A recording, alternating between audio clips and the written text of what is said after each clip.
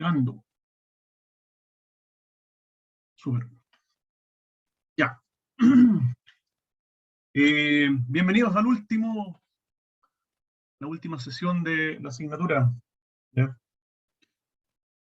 Eh, con esto terminamos. Ya no es más materia, sino que es un repaso a los ejercicios de la materia que hemos visto hasta la última clase. La última clase se la subí el lunes, por si acaso, para los que no están enterados. Y es sobre la última parte de los temporizadores. ¿Ya? Así que ahora vamos a ver algún par de problemas de diseño, ¿ya? Los de análisis en realidad yo creo que ya están abordados en el libro. Ahora un poco es más diseño, o sea, como que uno tiene que ponerle el valor a los componentes para lograr un cierto objetivo, ¿ya? Eso es diseñar. Así que vamos a ver uno de cada tema y con eso a ver si salen algunas preguntas. No sé si tienen alguna consulta que quieran hacer antes de empezar con esto. Le subí la tarea también, la tarea 6, que vale por 2, ¿ya? Y también es sobre temporizadores y las cosas que quedan pendientes. Temporizadores, comparadores, conversores análogo-digital, digital-análogo, eso, ¿ya? Así que espero que ya le hayan echado un vistazo. La tarea tiene cantidad ilimitada de intentos, así que pueden intentar todo lo que quieran, no tiene ninguna penalización. O sea, por lo menos creo que lo configuré así. Si es que no, voy a tener que modificarlo, pero en teoría no tiene, la idea es que no tenga penalización por el número de intentos. Así que ustedes pueden poner el resultado y ver si es que después de que pusieron el resultado, si es que lo tienen bueno o no. El segundo intento, el tercer intento, sí que cambia los parámetros de la tarea, así que van a tener que hacer un ejercicio nuevo con cada intento. Esa es la única penalización, por así decirlo, ¿ya? Pero aparte de eso, en la nota no se penaliza y la nota considera el mejor intento. Ok, entonces, a ver, hay una pregunta, profe. El intervalo de conteo mínimo es el tiempo que demora un escalón. Claro, el intervalo de conteo es que en la materia aparece en la figura lo que es un intervalo de conteo, no es cualquier cosa, ¿ya? Está bien definido según según la materia. Aparece el diagrama, a ver, lo voy a dibujar acá. Aparece donde en el doble pendiente, por ejemplo, aparece que primero aumenta. A ver, ahí se demora un poco en escribir, pero ya va a llegar, ya va a llegar. No, no escribe. Ahí sí. Primero aumenta la pendiente y después disminuye, ¿no es cierto? Y el intervalo de conteo es entre este punto, ¿ya? Y hasta que termina, ¿ya? A esto de acá se le llama intervalo de conteo, ¿ya? No es todo el periodo, ¿eh? Este es otro intervalo, este es el intervalo fijo, creo que aparece. Entonces, cuando preguntan por intervalo de conteo, preguntan ese tiempo, desde que empieza a descender hasta acá, ¿ya? Entonces, el intervalo de conteo mínimo, claro, es el periodo mínimo para el conteo mínimo, ¿ya? Y el conteo mínimo, recordemos que puede ser 0, ¿ya?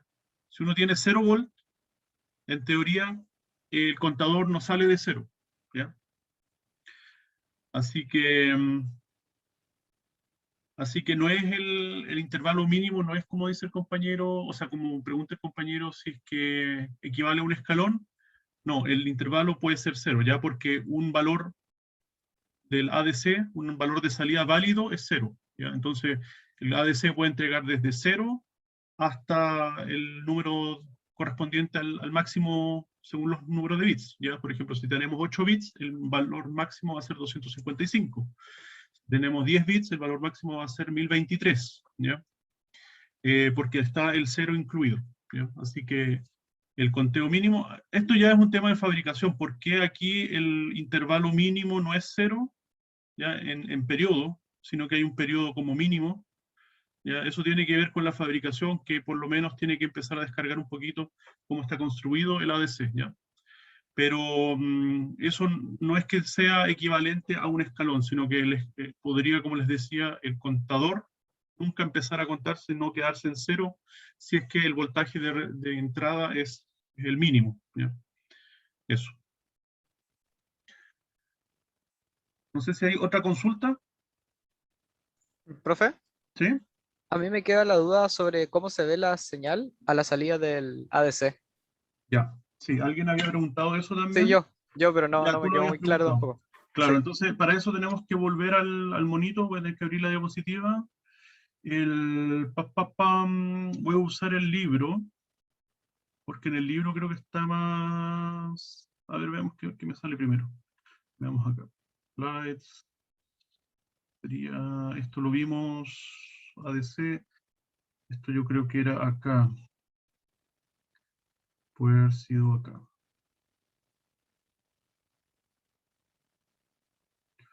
Op, op. Em, por aquí. Ya. Entonces aquí tenemos el ADC de doble pendiente, ¿ya?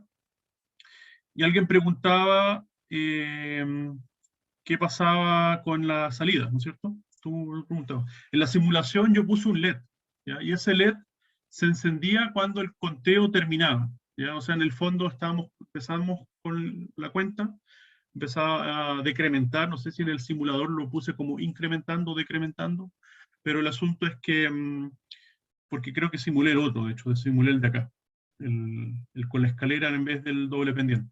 Pero el hecho es que le puse un LED y el LED en el fondo creo que estaba apagado mientras estuviese contando, y una vez que llegaba al valor final, donde la entrada analógica era igual a la entrada que salía del DAC, ya aquí entonces nos encontramos los dos señales son iguales, entonces se encendía el LED, ¿ya?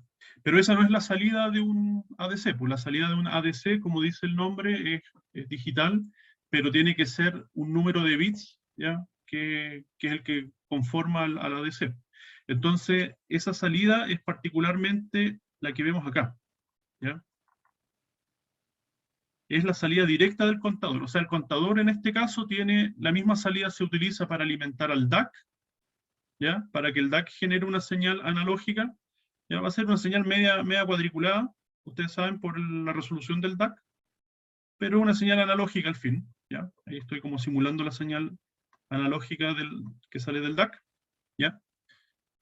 Acá son señales binarias, ¿no es cierto? Pueden ser 0, 1, puntito, puntito, 1, cosas así.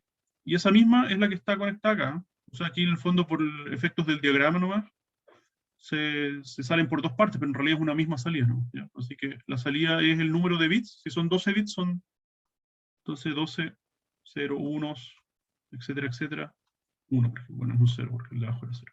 ¿Ya? Así que esta es la salida.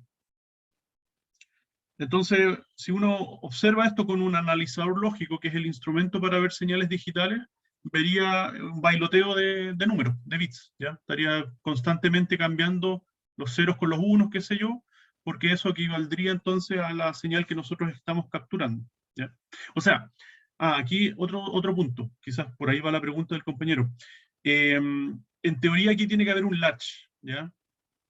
¿Qué es un latch? En el fondo es un dispositivo que retiene la información, ¿ya? Retiene la información. Pestillo, ¿ya? Un latch es un pestillo. ¿Por qué? Porque nosotros, mientras el contador está contando, no queremos que en la salida se vea ese conteo. Nosotros queremos solamente ver como resultado del ADC el resultado final, ¿ya? Recordemos que el contador va a empezar a incrementar su valor desde el 0 hasta el valor equivalente a la entrada analógica, ¿no es cierto?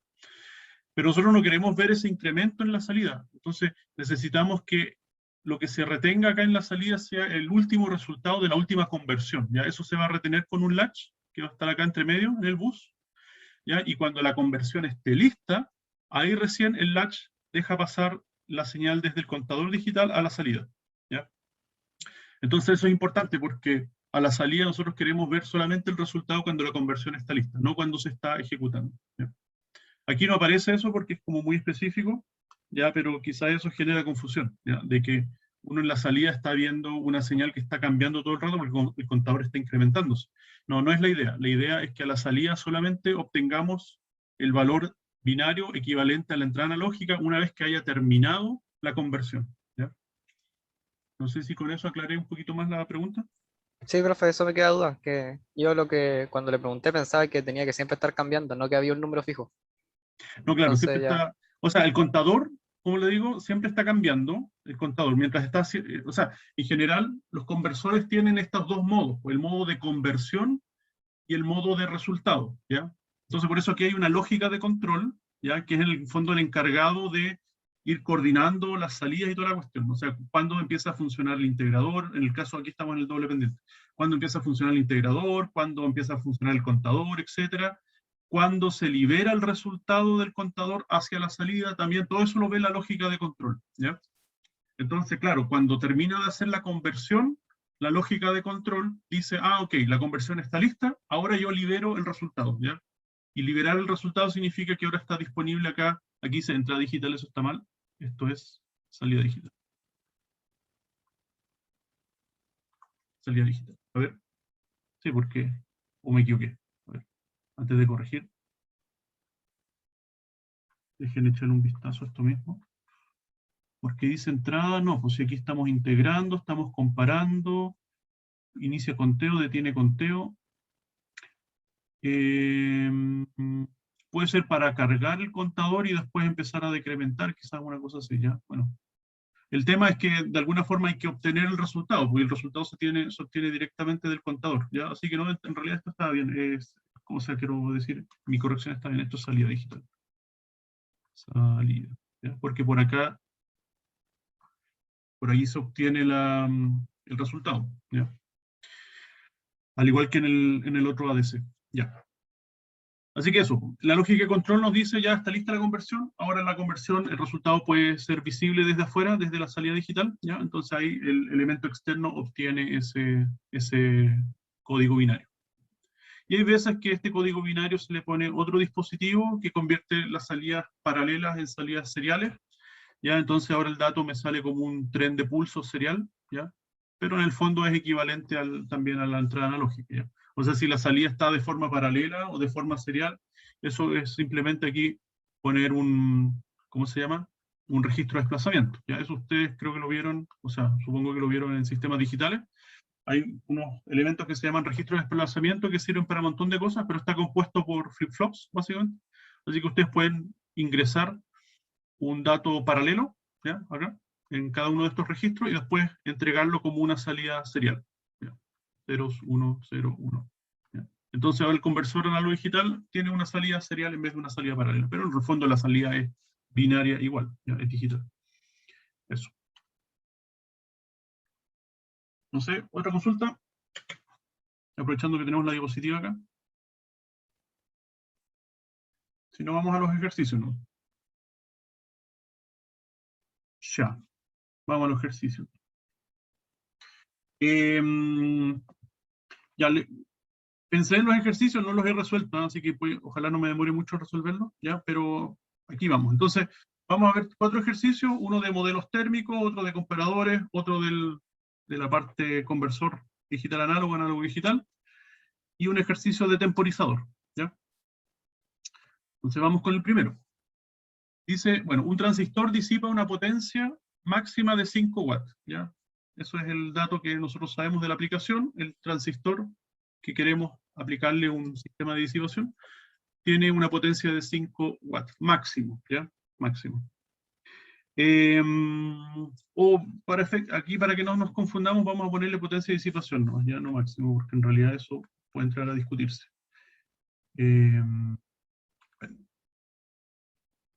Potencia de disipación de 5 watts, ¿ya?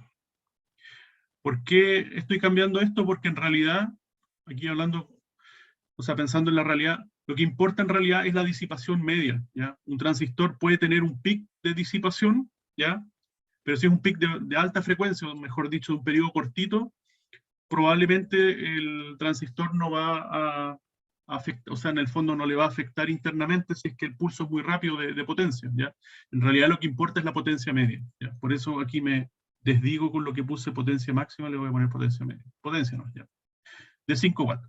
Pero se entiende que en el modelo térmico es la potencia en el fondo que se va a generar, ¿no es cierto? El fabricante del transistor especifica una temperatura de juntura máxima, esa sí que es máxima, ¿ya? De 150 grados, y bueno, las resistencias respectivas. Una resistencia térmica, juntura ambiente, ¿ya? Aquí, eso es verdad, o sea, los fabricantes especifican la resistencia térmica directamente sin ningún disipador, ¿ya? O si es que nosotros le ponemos disipador, ¿ya? Entonces la juntura ambiente es precisamente en el caso de que no se utilice disipador, ¿ya? Y en este caso no utiliza disipador, ¿ya? Y en ese caso es 20 grados centígrados por watt, ¿ya? Y tenemos, en el caso de que sí utilicemos disipador, tenemos una resistencia térmica juntura encapsulado de 5 grados centígrados por watt y de encapsulado al disipador, ¿ya? De 3 grados centígrados por watt, ¿ya? Además, se cuenta con un disipador, ¿ya? Con una resistencia térmica entre el disipador y el ambiente de 2 grados centígrados por watt, ¿ya? Pero si este se le incorpora un ventilador, aquí le estoy agregando algo que no habíamos mencionado antes, pero en realidad no es nada más que extender el modelo circuito térmico con otra característica nomás, ¿ya? Aquí estamos hablando de un disipador que no tiene ventilador con uno que sí tiene ventilador, ¿ya? Y lo único que cambia es el valorcito, el número, ¿ya? Dice, se cuenta con un disipador con resistencia térmica, como dijimos, 2 grados centígrados por watt, pero si a este se le incorpora un ventilador, ¿ya? La resistencia térmica del mismo sistema, ¿no? Entre el disipador y el ambiente, va a ser de 0,5 grados centígrados por watt, ¿ya? O sea, en otras palabras, lo que estamos diciendo es que si el disipador está suelto, o sea, solamente el disipador, van a ser 2 grados centígrados por watt, pero si le ponemos un ventilador, quiero decir, entonces va a ser 0,5 grados centígrados por watt, ¿ya? Así que el ventilador lo que va a hacer es reducir la resistencia térmica, ¿no? ¿Ya? Ese es el efecto del ventilador, ¿ya? En realidad no lo vamos a considerar como un elemento adicional, sino que vamos a considerar que es el mismo elemento, la misma resistencia disipador ambiente, solo que en un caso es 2 y en el otro caso es 0,5. Bueno, ¿qué hacemos con todos estos datos? Dice, determine las temperaturas ambientes máximas para utilizar el transistor sin disipador, ¿ya? Solo con disipador o con disipador y ventilador, ¿ya? Esas es como las tres opciones, ¿ya? Entonces, naturalmente, si utilizamos el primer caso sin disipador, ¿ya? Vamos a tener que considerar solamente la resistencia térmica entre la juntura y el ambiente, que es precisamente el caso de que no hay disipador, ¿ya? Utilizamos esta resistencia térmica y con eso vamos a poder determinar cuál es la temperatura ambiente máxima para que el sistema funcione seguro, ¿ya? Con disipador, en vez de estos 20 grados centígrados por watt, utilizamos las otras resistencias térmicas, ¿ya? Pero la resistencia térmica del disipador solamente en el último, o sea, en el caso del 2, o sea, cuando no tiene ventilador, ¿ya? Y en el tercer caso es cuando lo mismo, pero cuando sí tiene ventilador. Así que esto es lo que hay que hacer. Y, no sé, a ver, ¿qué hora tenemos? Las 12:40. Empezamos a las 12:20, en 20 minutos. A mí me gustaría que ustedes traten de resolverlo un poco, ¿ya? O sea, como que, por último, si piensan en la ecuación, ya es algo. No sé si algún compañero quiere proponernos cuál es la ecuación que tenemos que considerar acá. La ecuación sería la potencia de disipación, Claro, es igual a la temperatura juntura máxima menos la temperatura ambiente. Y para el primer caso sería dividido en 20. claro. Vamos a ponerle ρ, o sea, el θ, perdón, juntura ambiente, ¿cierto? Entonces tenemos 150 menos TA, que es lo que queremos averiguar, dividido en 20, ¿ya? Le vamos a poner unidades, y esto es igual a 5, ¿no es cierto? Y eso lo traspasamos, el 20 por 5 nos quedan 100, ¿ya? Entonces el 100 lo podemos pasar para un lado, nos queda 150 menos 100, nos quedan 50 por un lado, y la temperatura ambiente la pasamos para el otro lado de la igualdad y nos queda TA, ¿ya? Y ahí está entonces la respuesta. ¿Ya?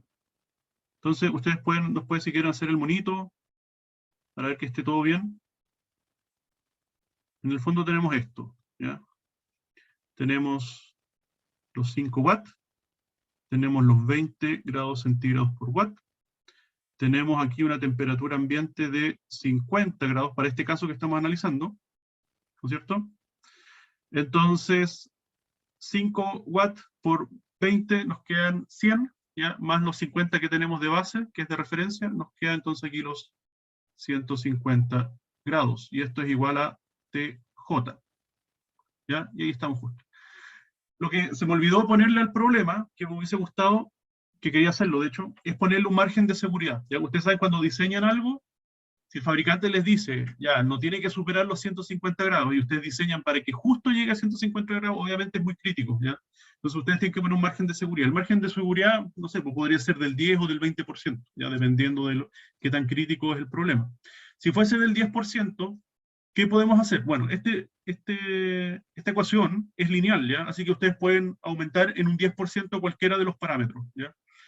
O sea, por ejemplo, bueno, dependiendo si, por ejemplo, aquí en vez de 150 podríamos reducir un 10%, ¿ya? En vez de considerar que el TJ máximo es 150, podríamos considerarlo que es un 10% menos, ¿ya? ¿Cuánto es un 10% de 150? Es 15, ¿no es cierto? Entonces podríamos considerar un TJ máximo de seguridad, ¿ya?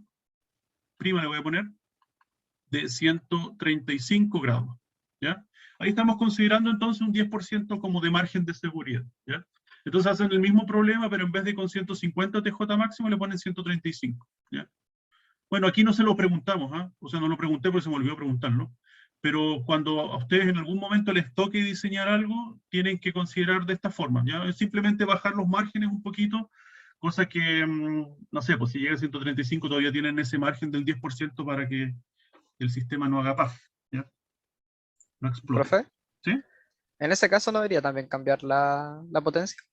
No, porque la potencia es un dato que te dan, po. Si tú tienes un, por ejemplo, un aparato, un variador de frecuencia, ponte tú, y lo típico, un variador de frecuencia, ya que va conectado con un motor. Entonces te dicen, oye, este variador de frecuencia hay que poner un disipador. En general, mentira, no es así porque el fabricante te entrega el variador de frecuencia con el disipador. Ya no te va a vender algo que tú lo enchufas y explota, obviamente que no, ¿no es cierto? Pero ya supongamos que tú tenés que diseñarle el disipador. Entonces, el variador de frecuencia, bueno, tú no sabes la carga a la que va a ir conectado, al motor. Ya puede ir un motor, no sé, porque esté, ¿cómo se llama? Trabajando con harta carga, con poca carga, pero entonces uno dice ya la potencia máxima de este motor y todo el sistema van a ser, no sé, pues, pongámosle así 5 HP, ¿ya? Pongámosle 5 HP. Y 5 HP lo pasan a watt, obviamente. ¿Ya? Entonces, trabajan con esa potencia. Entonces, si quieren mejorar, o sea, ponerle un margen de seguridad para efectos de diseño, claro, yo puedo, eso es lo que le decía, como la función, las ecuaciones aquí son todas lineales, una cosa que podemos hacer es reducirle un 10% a la temperatura máxima, ¿ya? Perdón. Pero otra cosa que podemos hacer, como dice el compañero, es reducirle la potencia, o sea, en vez de suponer de que son 5 watts, es reducirle un 10%, ¿ya?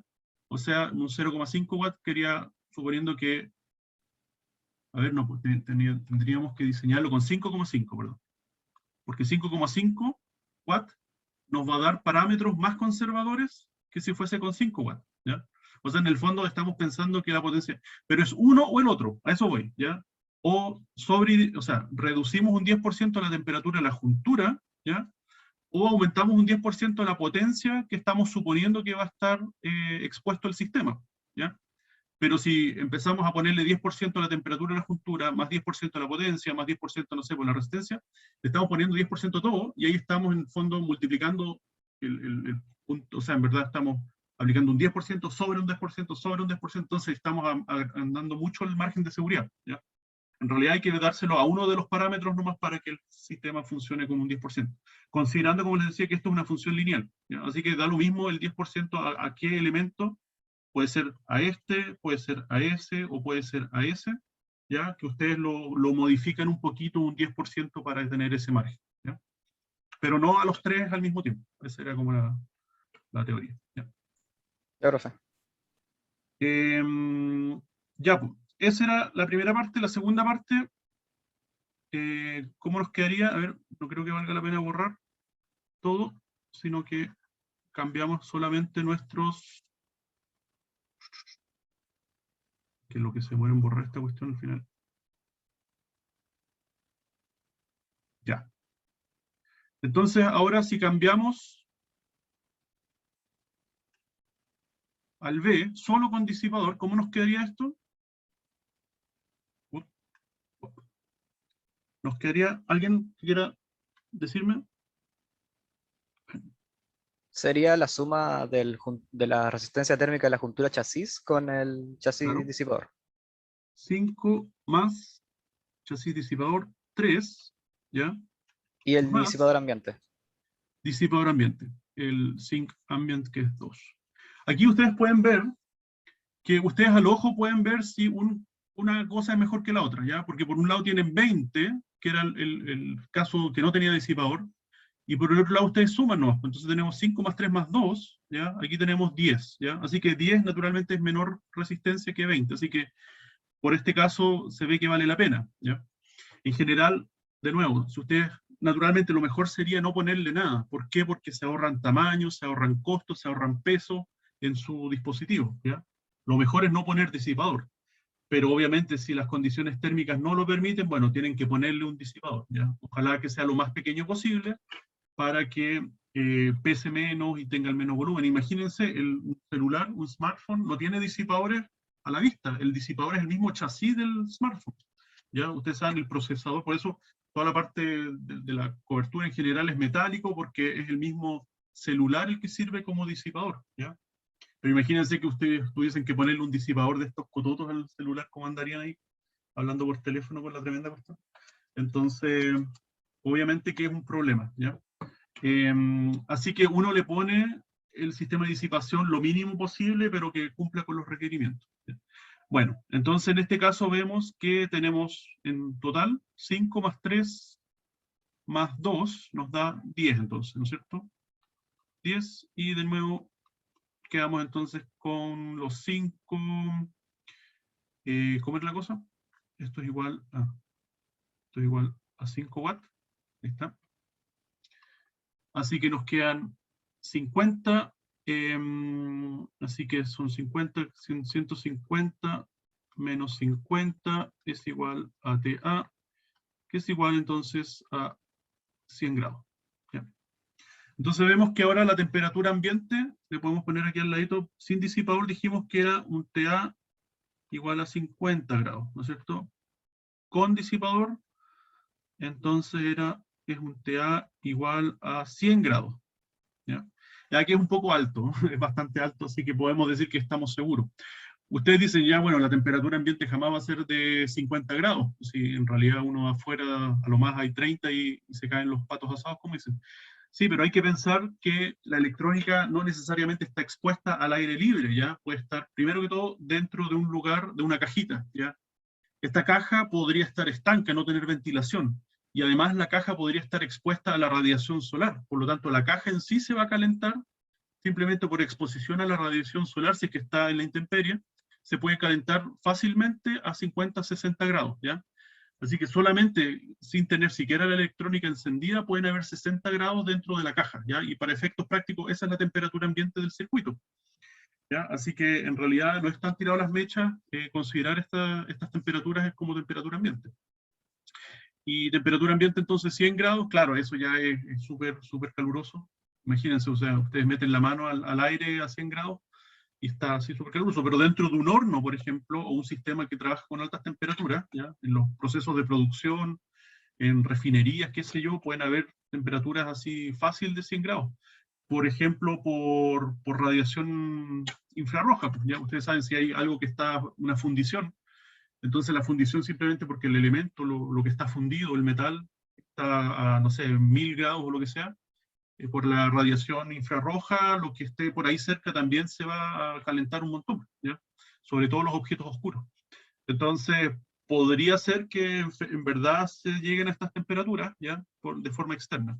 Así que por eso no son valores tan descabellados.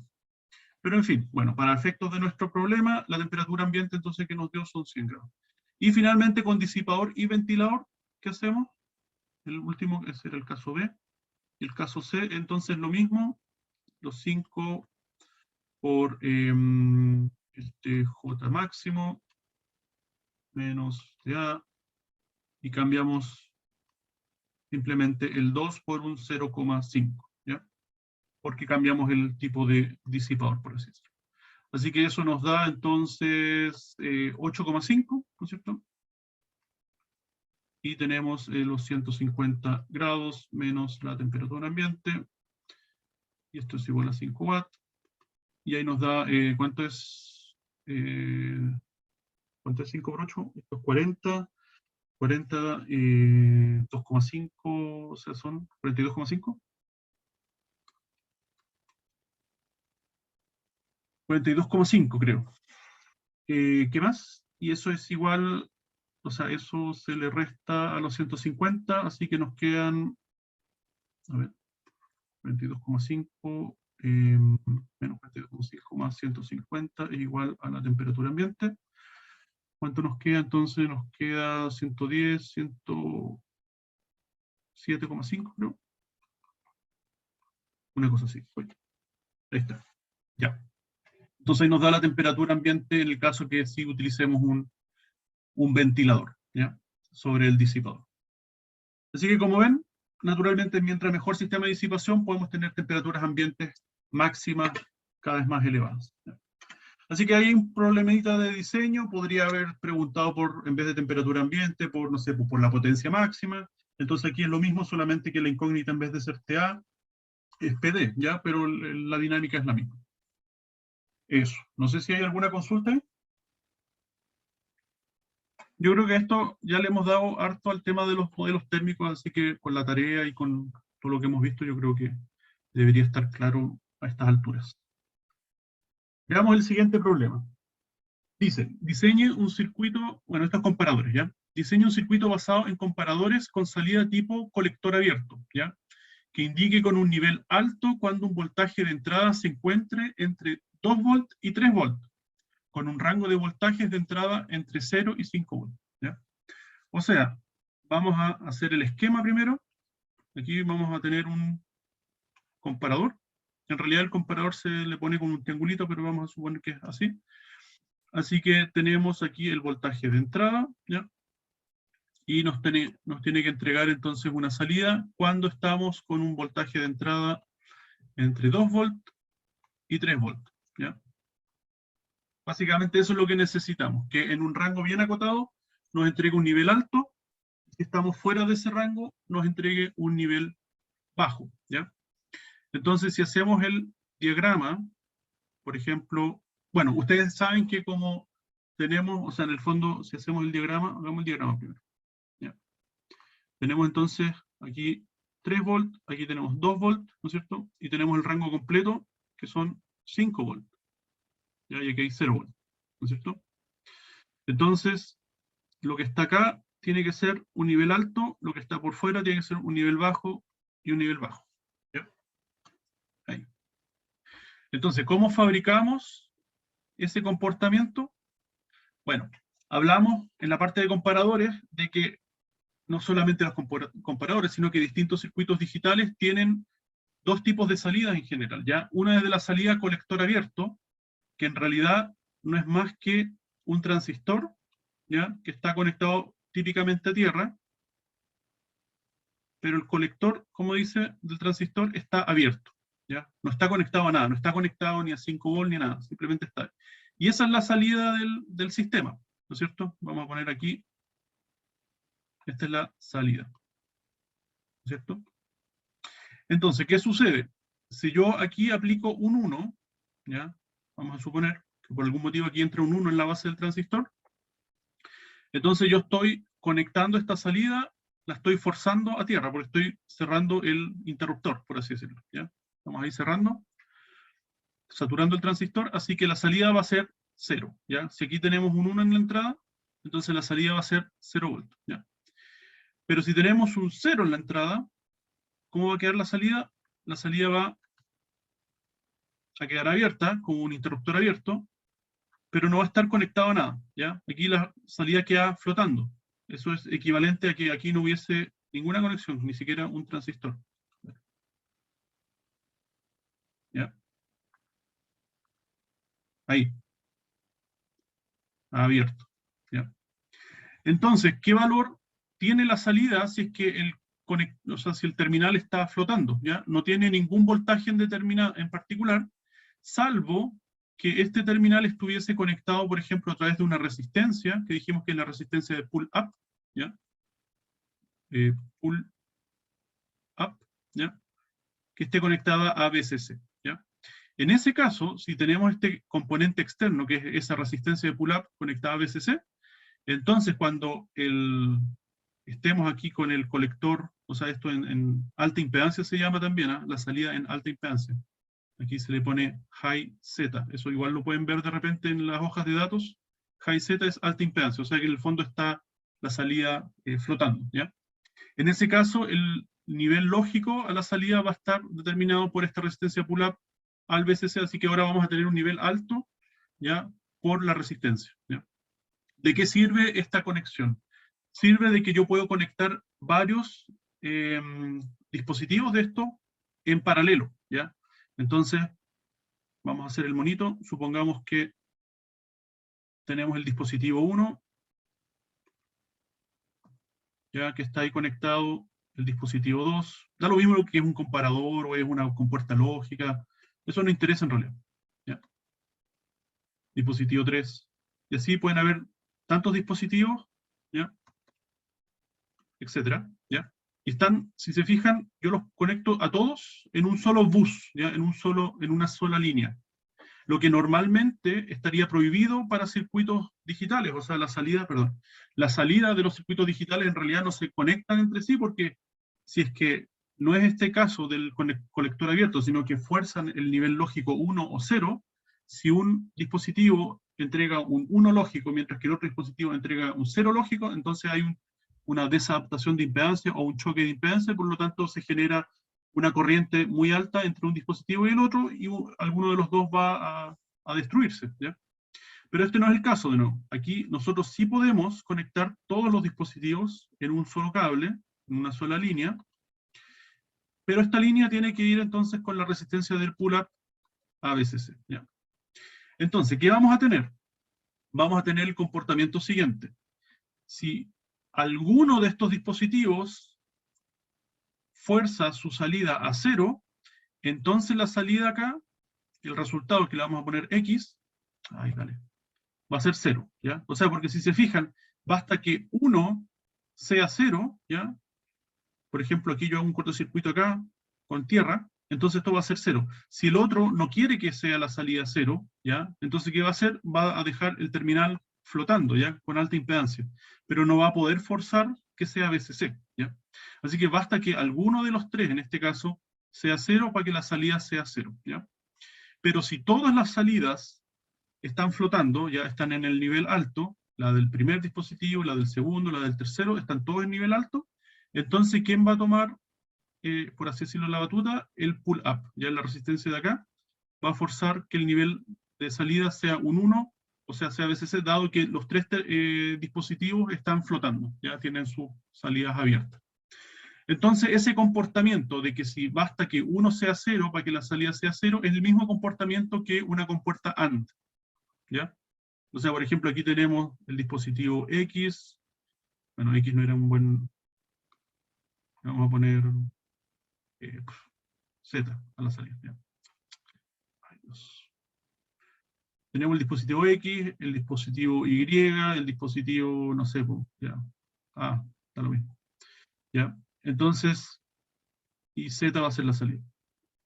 Entonces, si alguno es 0, si todos son 0, naturalmente aquí a la salida siempre va a ser 0. Pero si alguno de los dos es 0, o sea, podría ser aquí don't care 0, esto va a ser 0, don't care 0, 0, esto va a ser 0, 0, don't care, eso va a ser 0, y solamente cuando todos sean un 1, ahí recién vamos a tener un 1, ¿ya?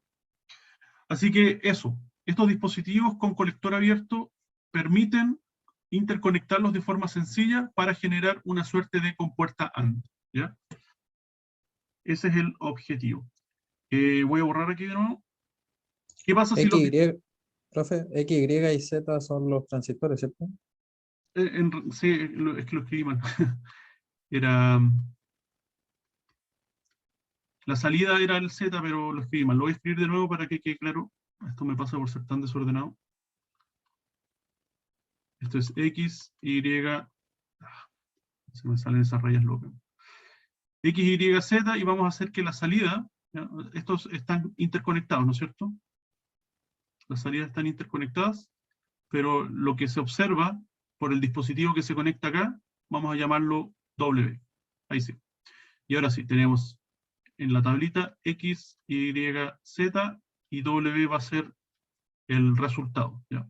Y dijimos, basta que alguno de los tres dispositivos, el X, el Y o el Z, sea un 0, para que la salida sea un 0, ¿ya? Así que puede ser, da lo mismo si el X y el Y, el valor que tengan, si es que Z es 0, la salida es 0, ¿ya? Si es que Y es 0, los otros dan lo mismo, la salida es 0, ¿ya? ¿Se entiende, no es cierto? Pero si todos son 1, ahí recién la salida es 1. Y eso es equivalente a una compuerta AND, ¿ya? Entonces, la salida colector abierto de los dispositivos ya es una forma de salir, ya no es que todos los dispositivos digitales tengan un colector abierto a la salida, no. Es una opción que da algunos fabricantes, ¿ya?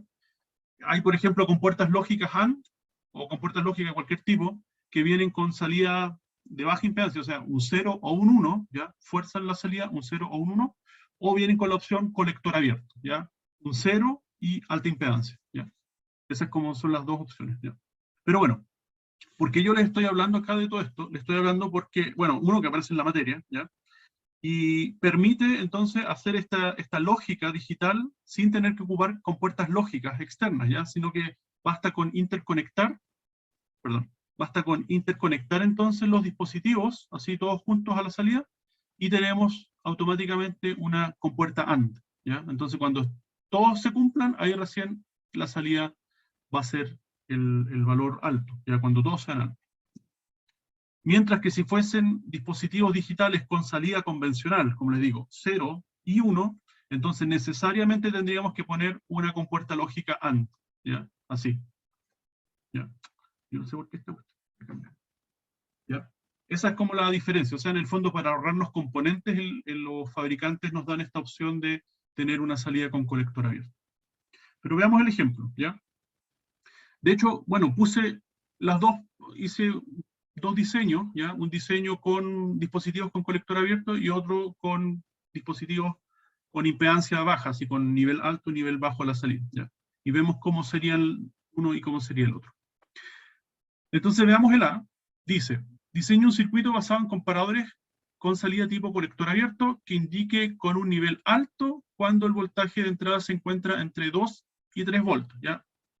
Con un rango de voltaje de entrada entre 0 y 5 voltios, ¿ya? Entonces de nuevo hagamos el monito acá, ¿ya? Entonces dijimos, estos son 3 volts, estos son 2 volts, llegamos hasta 5 volts y partimos en 0 volts, ¿ya? Entonces, el sistema a la salida entre 0 y 2 volts me tiene que entregar un nivel bajo, low, ¿ya? Entre 2 y 3 volts, un nivel alto, high, y entre 3 y 5 volts, un nivel bajo, low, ¿ya? Eso es lo que espero de este comparador, ya que a su vez está compuesto por dos comparadores más, ¿ya? ¿Cómo logro esto? Lo puedo lograr de la siguiente forma, ¿ya? Si ustedes observaron el ejemplo de la clase donde vimos comparadores, se realizó esto con dos comparadores, ¿ya? Un comparador que tenía esta forma, ¿ya? Que decía 3 volts, vamos a poner acá. Si era mayor de 3 volts, entregaba entonces un nivel bajo, pero si es menor que 3 volts, entrega un nivel alto, ¿ya? Esa era la forma de un comparador, ¿ya? O la función de transferencia de un comparador. Bueno, esto siempre llega hasta 5 volts y parte en 0 volts, ¿ya? Sumado con otro comparador, ¿ya? De nuevo 5 volts, 0 volts, pero que tiene un umbral acá, ¿no es cierto?, de 2 volts, y tenemos el caso que si es mayor de 2 volts, entrega un nivel alto, pero si es menor de 2 volts, entrega un nivel bajo, ¿ya? Entonces, si hacemos la superposición de estos dos comparadores, este es el comparador 1, este es el comparador 2. Si hacemos la superposición, ¿ya?, de estos dos comparadores, ¿ya?, en realidad esto no es un más, sino que es un por, ¿ya?, porque estamos haciendo la operación binaria AND, ¿ya?, y el AND equivale a multiplicar. Si hacemos la superposición de estos dos, ¿qué nos queda? Nos queda el que tenemos acá, ¿ya? Sería C1 por C2. O sea, si estamos arriba de 2 volts es un nivel alto, pero si estamos abajo de 3 volts, o sea, arriba de 3 volts, entonces tenemos un nivel bajo, ¿ya? Si sobreponemos, entonces nos queda lo que estamos viendo acá, que era lo que nos preguntaban. Entonces, ¿cómo hacemos esta multiplicación? Con una compuerta AND, y ya dijimos que la gracia de los sistemas con colector abierto, los sistemas digitales con colector abierto, es que funcionan como compuertas AND, ¿ya? Entonces yo puedo poner acá comparador, otro comparador, ¿ya? Lo que sí, si se fijan aquí las polaridades, o sea, aquí el sistema es, si se fijan, un nivel bajo sobre los 3 volts, ¿ya? Eso le llamamos entonces con comparador inversor, ¿ya? Inversor. Entonces el comparador inversor tiene un más, un menos, y es el voltaje de entrada, ¿ya? Aquí lo vamos a poner acá,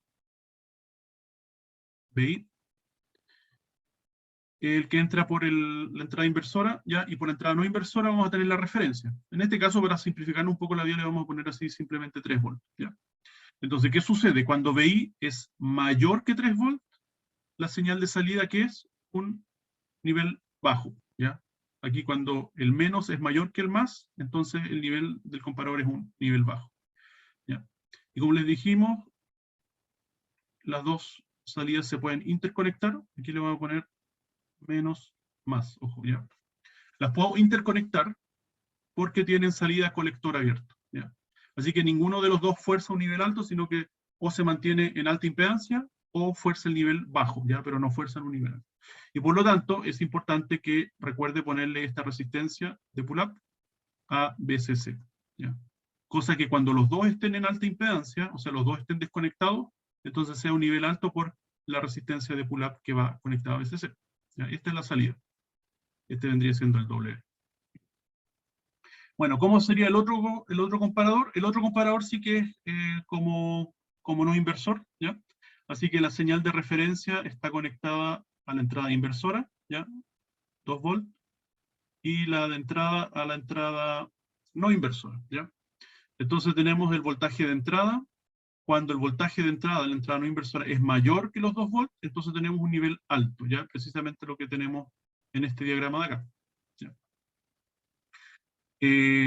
Así que al conectarlos así, se sobreponen y generamos entonces el monito que tenemos acá. Y ahí terminamos entonces el diseño. Ustedes saben, bueno, ¿cómo logro 2 volts y 3 volts? Lo puedo lograr con resistencia, ¿ya? Entonces, si tenemos 5 volts disponibles, VCC es igual a 5 volts, tienen que hacer un divisor de tensión que les dé entonces los 3 volts y otro divisor de tensión que les dé los 2 volts, ¿ya? No sé, por lo más sencillo es, por ejemplo, una resistencia. No le estoy pidiendo resistencias normalizadas, ¿ya? Ustedes saben que no hay cualquier valor de resistencia, sino que tienen unos valores que están bajo una norma, ¿ya? Pero supongamos que en este caso ustedes pueden ponerle el valor que quieran, entonces, si quieren que abajo haya 2 volts, o sea que en el divisor de tensión hayan 2 volts, ¿qué hacen? Si quieren, pónganle aquí 2 kilos y ponle 3 kilos, ¿ya? Oh, ahí está. Entonces, la suma de A5, 2 sobre 5 me da precisamente 2 volts, ¿ya? Y si quieren el otro caso tener 3 volts, bueno, hacen al revés, ¿ya? PSC, entonces le ponen el de 2 kilos arriba, el de 3 kilos abajo, y ahora tienen entonces aquí 2 volts, aquí 3 volts, ¿ya? Y con eso logran entonces las referencias respectivas que necesitan para el comparador. Así que eso, con eso ya está el diseño listo, ¿ya? Para lograr este objetivo, ya que es detectar con un nivel alto cuando la señal de entrada, VI, está entre 2 y 3 volts, ¿ya? No sé si hay alguna consulta con eso. ¿El BI qué valor tiene, profe? VI es un valor entre 0 y 5 volts, ¿ya? ¿Dónde dice? Por ahí creo que decía. Con un rango de voltajes de entrada entre 0 y 5 volts. O sea, BI puede ser cualquier rango de entrada. Puede ser, por ejemplo, la señal de un sensor, lo que ustedes quieran, ¿ya? Pero a mí me interesa detectar cuando ese valor BI está entre 2 y 3 volts. Por algún motivo, no sé. Por ejemplo, podría ser un valor de temperatura, un sensor de temperatura, y yo quiero, no sé, activar, por ejemplo, algún sistema, un calentador o un enfriador, no sé, cuando el sistema que se está midiendo esté en un rango de temperatura equivalente a estos 2 y 3 volts, ¿ya? Por ejemplo, 2 volts podría equivaler, no sé, 10 grados y 3 podría equivaler a 20 grados, por darle un ejemplo. ¿Ya? Entonces yo quiero que aquí se levante el nivel cuando esté en ese rango de temperatura. Hay un sistema de control, ¿ya? Relativamente sencillito con compuertas lógicas, ¿ya?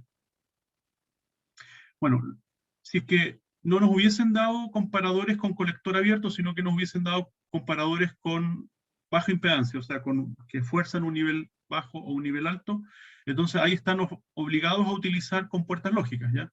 Y aquí lo único que hay que hacer es cambiar entonces, o sea, las salidas no las podemos interconectar, sino que tenemos que poner una compuerta lógica AND, ¿ya? Y ahí están, ¿ya? Y el resto es lo mismo. Entonces aquí tenemos los 3 volts, los 2 volts y voltaje entrada.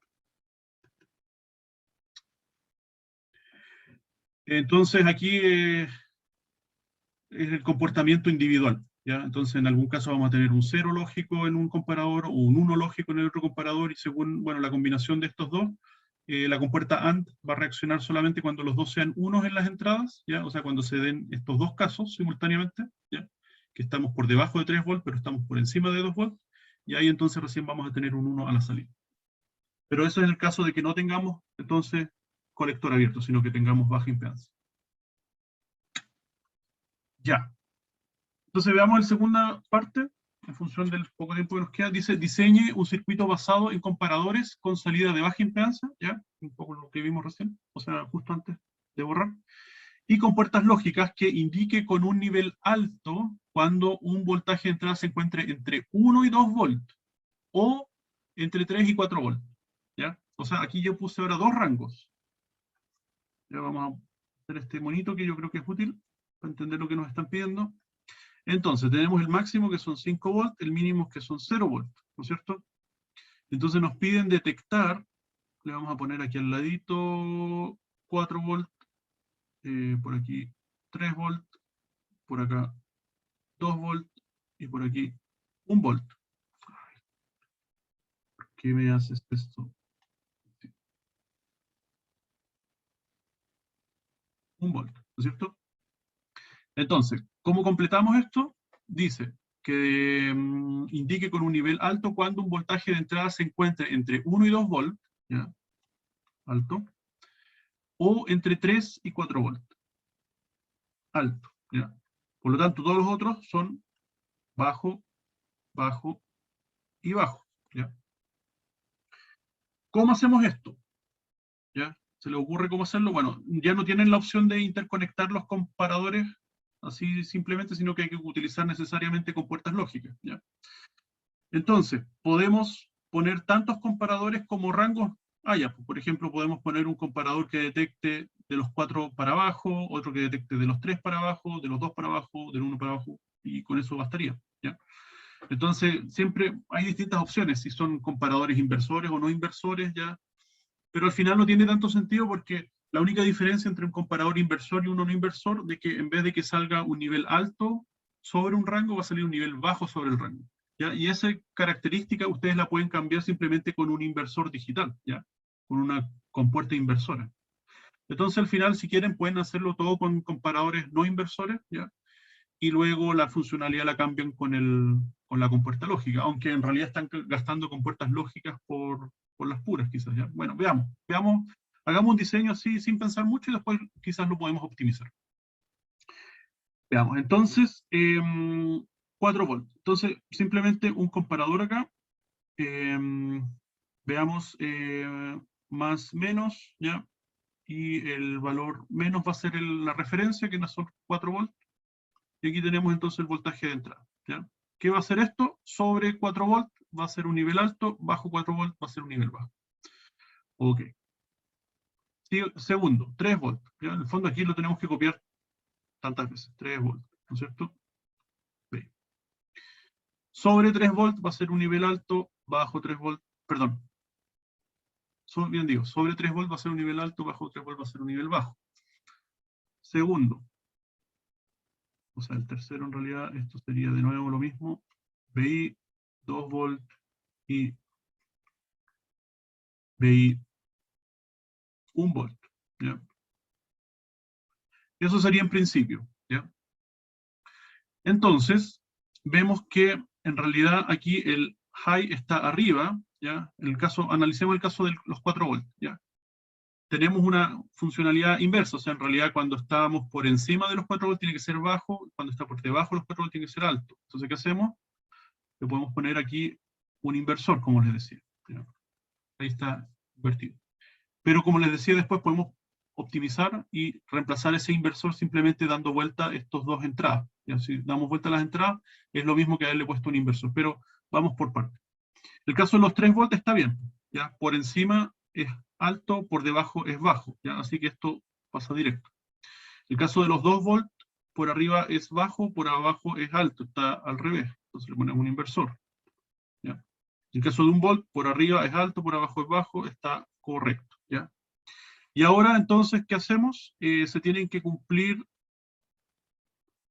todas las condiciones. Entonces, cuando estamos por debajo, tiene que ser un nivel alto, y por encima, de hecho, aquí si se fijan, podemos entender de la misma descripción qué es lo que necesitamos. Que dice, cuando se encuentre entre 1 volt y 2 volt, o entre 3 volt y 4 volts. ¿Ya? Así que eso nos da una pista.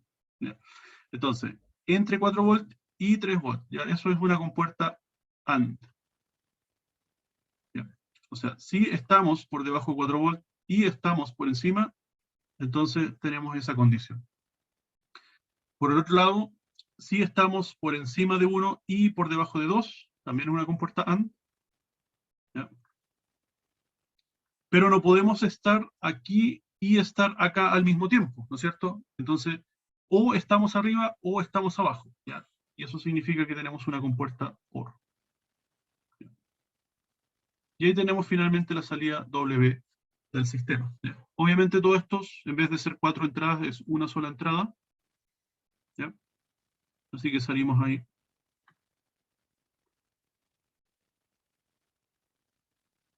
Ahí, ¿ya? Tenemos entonces una entrada que entra a 4 comparadores, ya que tiene los 4 niveles. Y estos entonces se van modificando, o sea, van comparando. Primero compara si están entre ese rango, ya entrega un 1 en caso que estén en ese rango, o entrega un 1 acá en caso que esté en este otro rango, pero cualquiera de los dos rangos en que esté, entonces me va a dar un 1 a la salida. No puede estar el voltaje de entrada entre 3 y 4 y entre 1 y 2 al mismo tiempo. No, pues, si el voltaje de entrada es uno solo, ¿ya? No puede estar arriba y abajo. Entonces por eso tiene que ser una compuerta OR. ¿Ya? Ahora si quieren pueden optimizar. ¿Cómo optimizamos? Como les decía, aquí basta con dar vuelta y se ahorran una compuerta, ¿no es cierto? Entonces, ¿qué hacemos? Aquí le ponemos un más, aquí le ponemos un más, y borramos, a ver,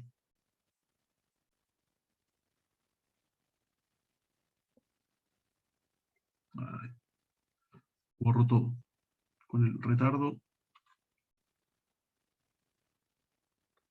ahí está, ahora le ponemos un menos, claro, creo que está bien eso, y a este había que borrarle el menos, no me acuerdo si era el de arriba o el de abajo. Tiene que ser contrario, o sea que este tiene que ser un menos el de arriba. Wow, ahí está, ya.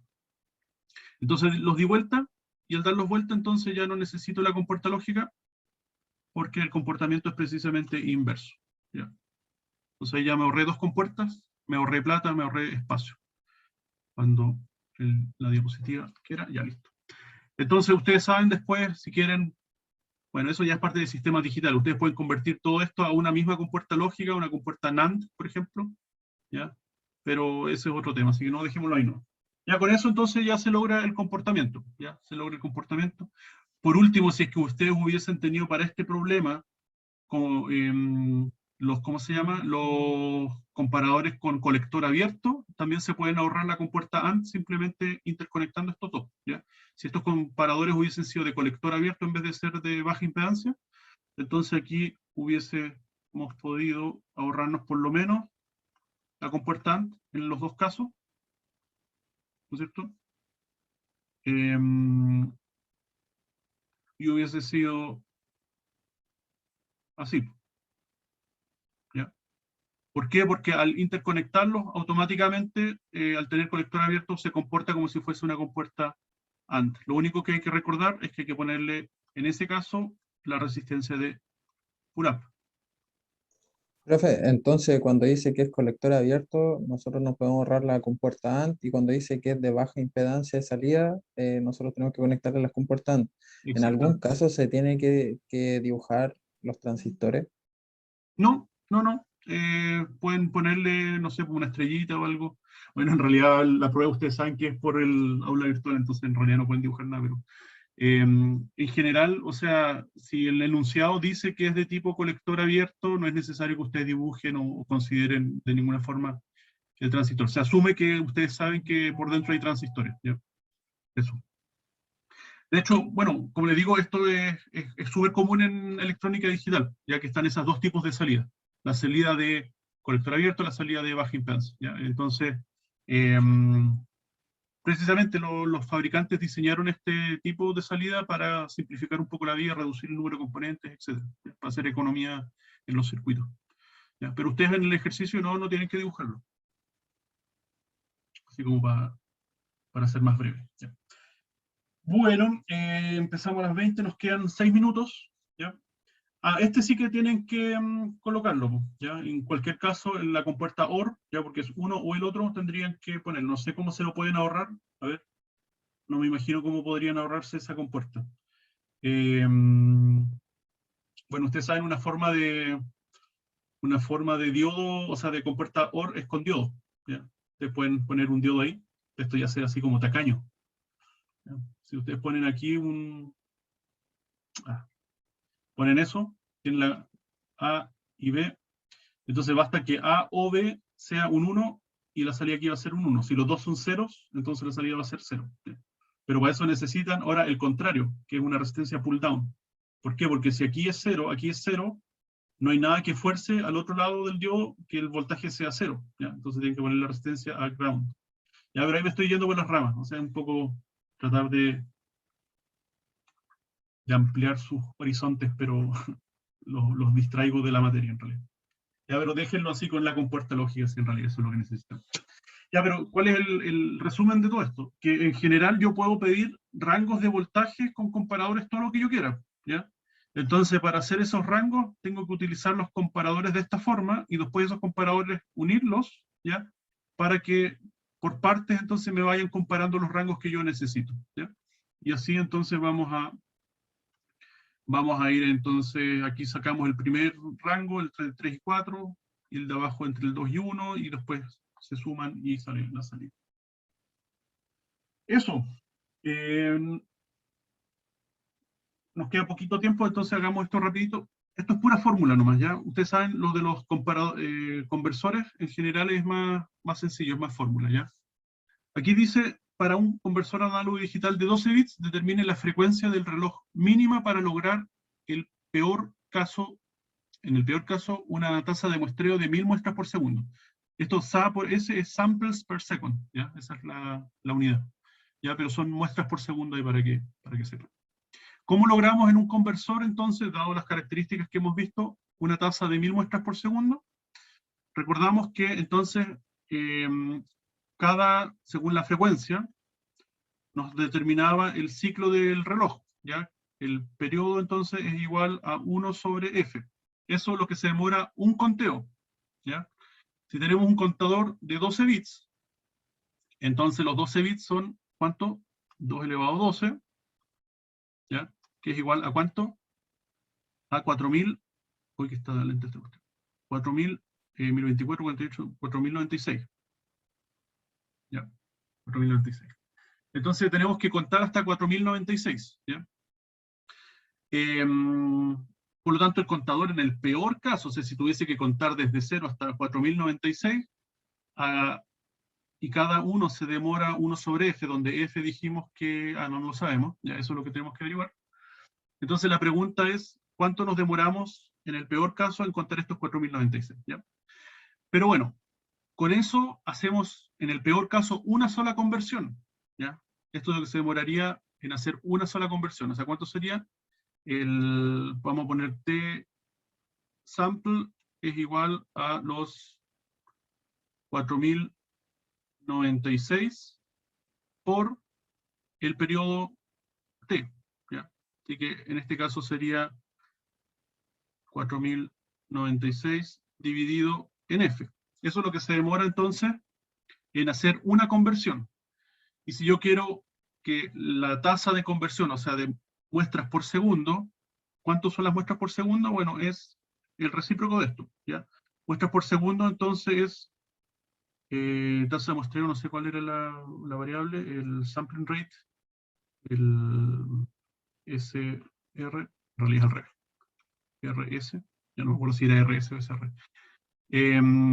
Parece que es SR. Sampling rate, entonces es el recíproco de esto, ¿ya? Es 1 sobre la tasa, o sea, lo que se demora una muestra, ¿ya? Por lo tanto, es dar vuelta a lo que tenemos acá. La frecuencia dividido en 4096, ¿ya? Y eso tiene que ser igual a ¿cuánto? A 1000, ¿ya? A 1000 muestras por segundo. Dale. Entonces, si queremos un sampling rate de 1000 muestras por segundo, ¿ya?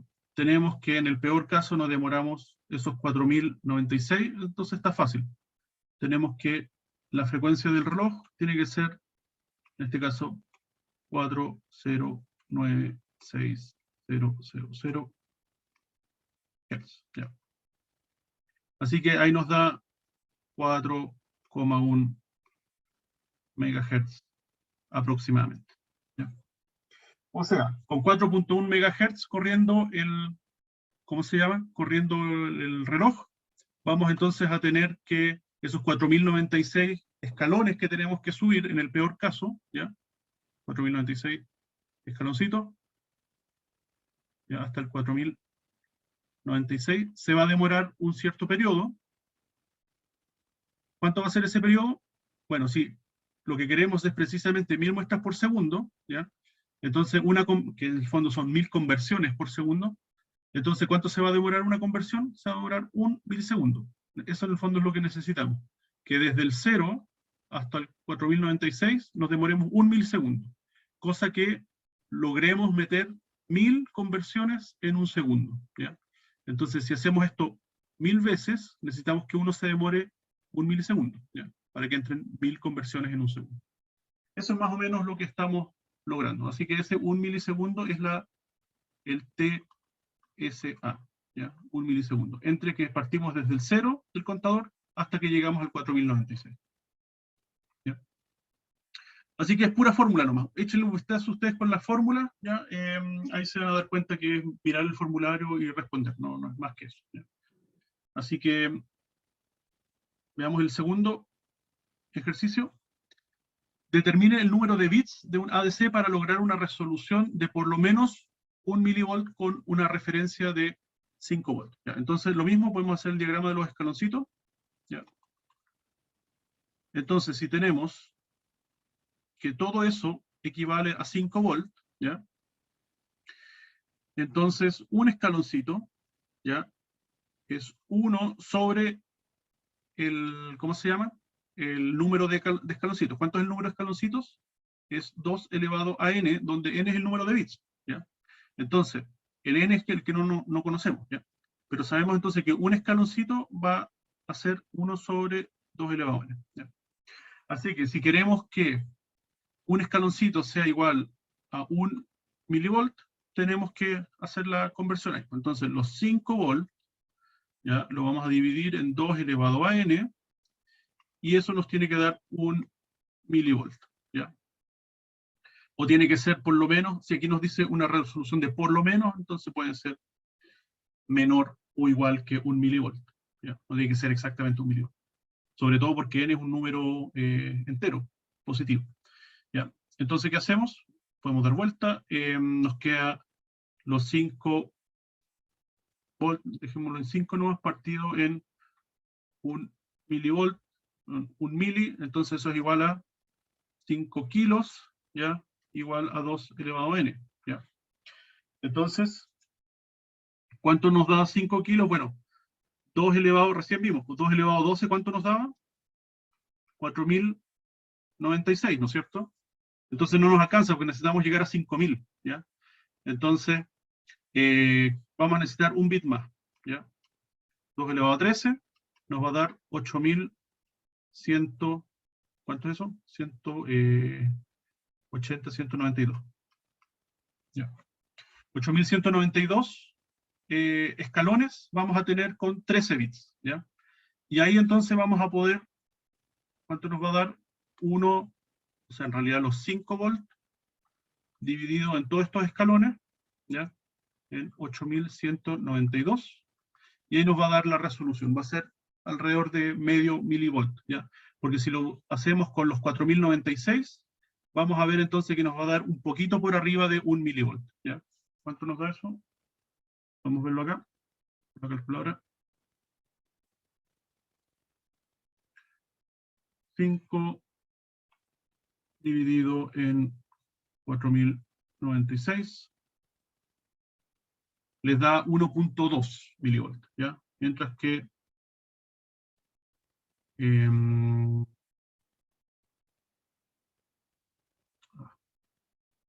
5 dividido en 8.192 les da 6, o sea, 0.6 milivolts, ¿ya? 0.6 milivolts. Así que en realidad el número de bits necesarios para lograr por lo menos esa resolución es 13 bits, ¿ya? Continuando con el ejercicio del temporizador, que es el último, tenemos este problema de... Ahí sí. Tenemos este problema que dice así. Dice, diseña un temporizador con un 555 que con un potenciómetro, ya una resistencia variable, de 10 kilos cambia la frecuencia de la señal de salida entre 1 kHz y 10 kHz a un ciclo de trabajo aproximado del 50%. Ya el ciclo de trabajo, recordemos, es la relación entre la señal en alto, ya, o el periodo de la señal en alto con el periodo total. ¿Ya? Si nosotros vemos aquí el diagrama del 555, ¿ya? Vemos entonces que la señal de salida es una señal discreta entre un nivel alto y un nivel bajo, y el periodo que está en el nivel alto, ¿ya? Tiene relación con el periodo que se demora este condensador C en cargar, ¿ya? En cargar. Y el periodo que está la señal en bajo tiene que ver con el periodo que se demora el condensador en descargar, ¿ya? Cargar entre 1/3 y 2/3 VCC y descargar entre 2/3 y 1/3 VCC, ¿ya? Entonces tenemos aquí las funciones, como el ciclo en alto es la carga, y la carga sucede a través de estas dos resistencias, RA y RB. Entonces la fórmula del periodo en alto es 0,7 por RA más RB por C, ¿ya? Mientras que la descarga sucede a través de este terminal de descarga que aparece, ¿ya? Y se descarga el condensador solamente a través de RB. Por lo tanto, el periodo de en estado en nivel bajo, ¿ya? Es 0,7 por RB solamente, por C, ¿ya? Así que naturalmente, como vemos acá, siempre se va a demorar más en cargar que en descargar, ¿ya? Porque en cargar se considera la resistencia RA más RB y en descargar solamente RB, ¿ya?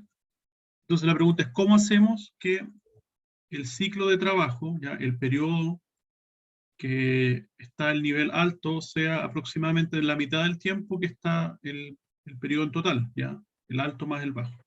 O otra forma de decirlo es cómo hacemos que el periodo en alto sea igual al periodo en bajo. Entonces la forma de hacerlo, viendo esta ecuación, ¿ya? Lo único que puede distinguir o diferenciar, lo único que diferencia, mejor dicho, es el RA, ¿ya? Entonces si el RA lo cancelamos de alguna forma, ¿ya? La forma más sencilla sería haciendo RA igual a 0, ¿ya? Si RA es igual a 0, vemos que estas dos fórmulas son iguales. El problema es que si RA es 0, entonces se genera un cortocircuito entre VCC y la descarga que se conecta directamente a tierra, ¿ya? Entonces RA no puede ser una resistencia muy baja. Otra forma de lograr que estos dos valores sean similares o casi iguales es que RA sea mucho más pequeño que RB. Si RA es mucho más pequeño que RB, entonces esta fórmula del periodo en alta se puede simplificar como 0,7 por RB por C, ¿ya? Y ahí queda igual que el de abajo, ¿ya? Así que eso es lo que tenemos que hacer para que estos dos periodos sean similares, ¿ya?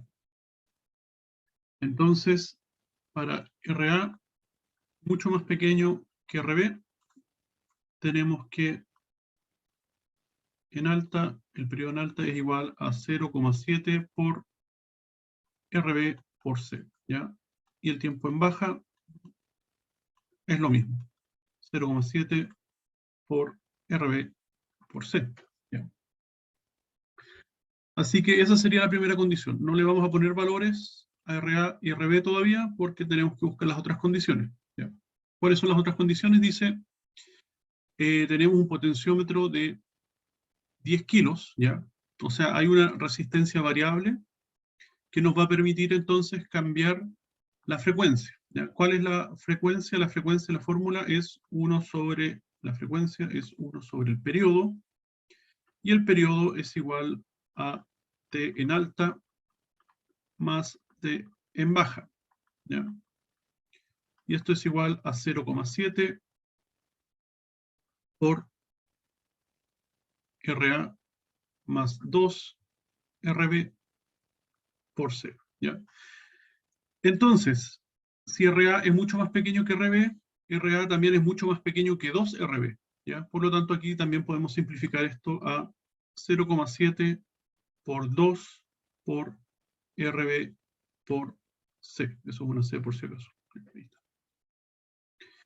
Entonces, la, la frecuencia, ¿ya?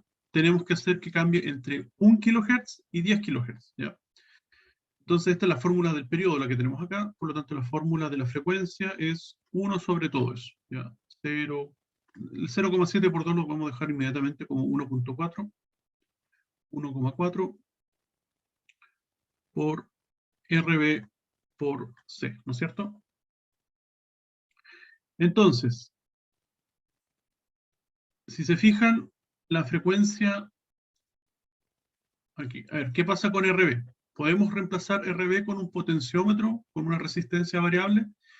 ¿Cuál es el problema? Cuando RB se haga, recordemos que las resistencias variables a todo esto, una resistencia acá, tienen 3 terminales, ya ahí. Entonces dividen la resistencia del potenciómetro en dos partes, ya, por así decirlo, en un RA y en un RB, ya, y ahí está el terminal. Donde la suma del RA más el RB siempre va a ser el R del potenciómetro, ¿ya? Entonces, si nosotros a este terminal lo subimos, ya lo dejamos en un extremo, vamos a tener que el RA, o la resistencia superior, va a ser 0, mientras que el RB va a ser igual a la resistencia total del potenciómetro, ¿ya? Y si lo hacemos en el otro extremo, va a ser lo mismo. Si lo dejamos en el punto medio, RA y RB van a ser iguales, y cada uno va a tener la mitad de la resistencia del potenciómetro, ¿ya? Ese es como el juego. El asunto es que el potenciómetro en un extremo, ¿ya?, va a hacer que el RA, o sea, el R superior sea 0, ¿ya? Ah, bueno, aquí me faltó mencionar que uno puede convertir este potenciómetro de 3 terminales en un potenciómetro de 2 terminales, en una resistencia variable de 2 terminales, simplemente al unir el punto medio a así. Entonces ahora tenemos 2 terminales, ¿ya?, el superior y el inferior, y aquí solamente estamos cortocircuitando, ya un cortocircuito de la resistencia RA, y solamente nos quedamos con la RB, que va a ser variable, ¿ya? Entonces RB va a ser entre 0 hasta el valor máximo del potenciómetro, ¿ya? Y ahí sí tenemos una resistencia variable de 2 terminales. Ok, entonces cuando este punto llegamos al extremo inferior, vamos a tener que RB va a ser igual a 0, ¿ya? Así que si RB es 0, que en este caso aquí yo le puse RB, pero es una coincidencia, aquí le vamos a poner RB, ya dejémoslo así, pero se entiende que no son iguales, RA', RB', ya, esto estoy aquí hablando solamente en este texto del potenciómetro, ¿no? No tenía que ver con el RB de la fórmula. Bueno, perdón.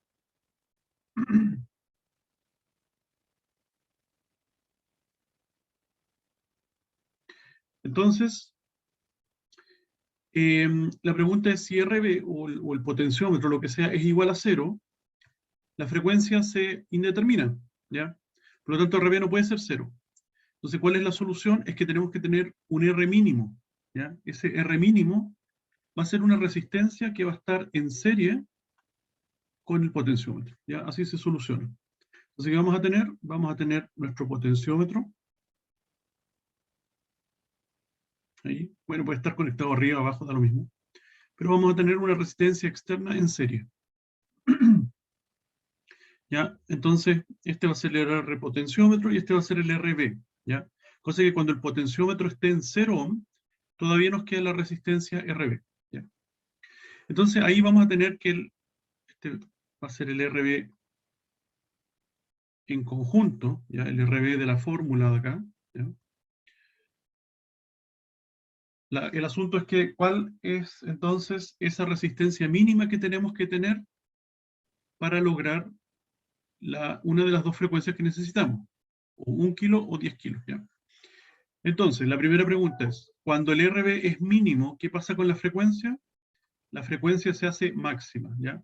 Por lo tanto, cuando el RB es mínimo, la frecuencia tenemos que evaluarlo con la de 10 kilos.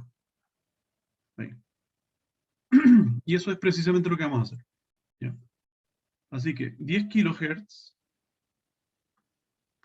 es igual a 1 sobre 1,4 por un RB', le vamos a poner mínimo, ¿ya?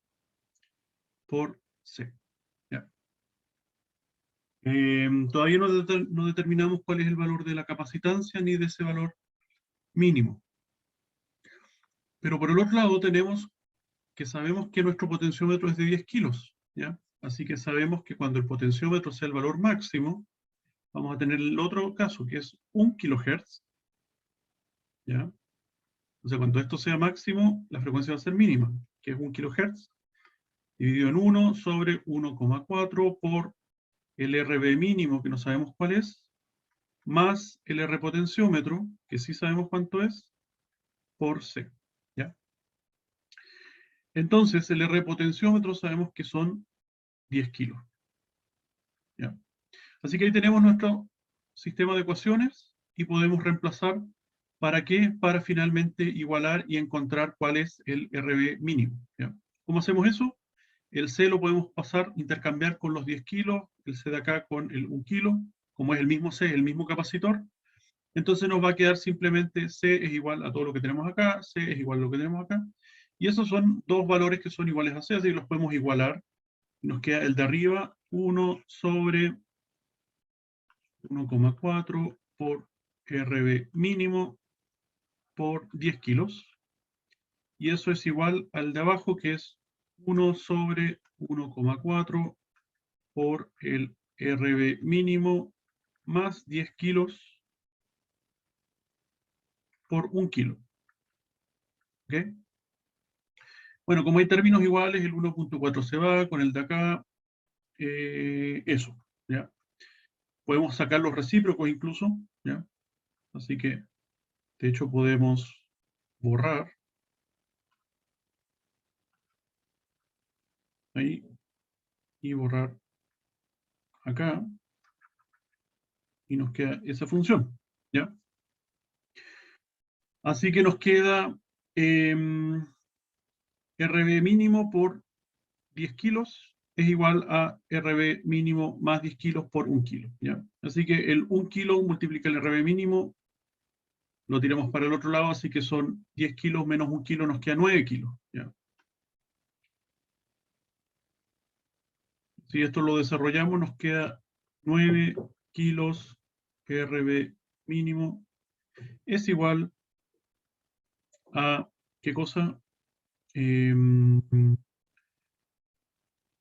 A 10 megas, ¿ya? Porque son 10 kilos por 1 kilo, son 10 megas, ¿ya? Así que finalmente tiramos el 9 kilos para el otro lado y nos queda que el RB mínimo tendría que ser 10 megas sobre 9 kilos, ¿ya? O si reemplazamos son 10 novenos kilo, que eso es igual a, ¿cuánto es eso? 10 dividido en 9, es 1.1 kilo, ¿ya? 1,1 kilo. ¿Ya? Así que ahí ya tenemos nuestro RB que tiene que ir en serie con el potenciómetro, ¿ya? Y así logramos que el potenciómetro, al estar en un extremo, tiene 0 ohm sumado a los 1.1 kilo, ¿ya? Nos va a dar un valor de frecuencia, ¿ya?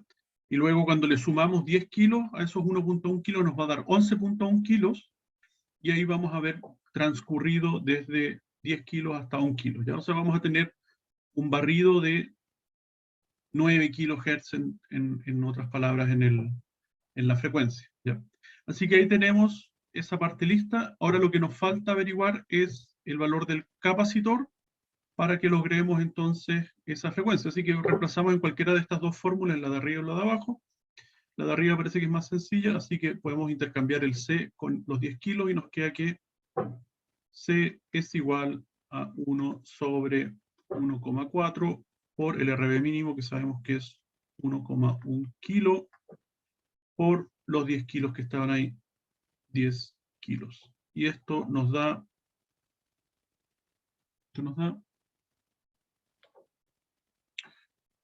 1 sobre,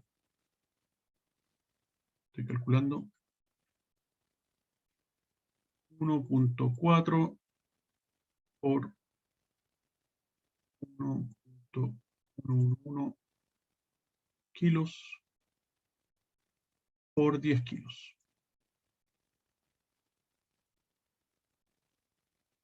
Así que esto nos da elevado a menos 8 es igual a multiplicar este número por 10, ¿ya? Y elevado a menos 9, así que menos 9 son nano. Así que nos queda 64,3, digamos 64 nanofaradios, ¿ya?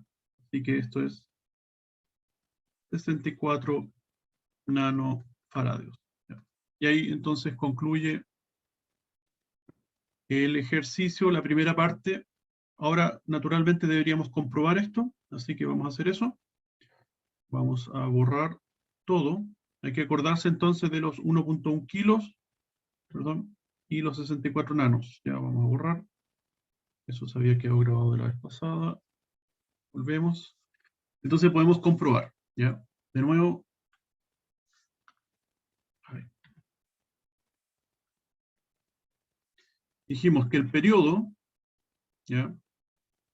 O mejor dicho, ya, el periodo es igual a 0,7 por RA más 2 RB por C, ¿no es cierto? Por lo tanto, la frecuencia es 1 sobre T, que es igual a 1 sobre 0,7. ¿Cuánto es RA? Entonces dijimos que RA era mucho más chico, mucho más pequeño, esa era la condición, pues todavía no lo habíamos definido, que RB. ¿Ya? Entonces RB varía, porque es un potenciómetro. Entonces pasa de ser un valor, el RB este es el RB total, el potenciómetro más el RB mínimo.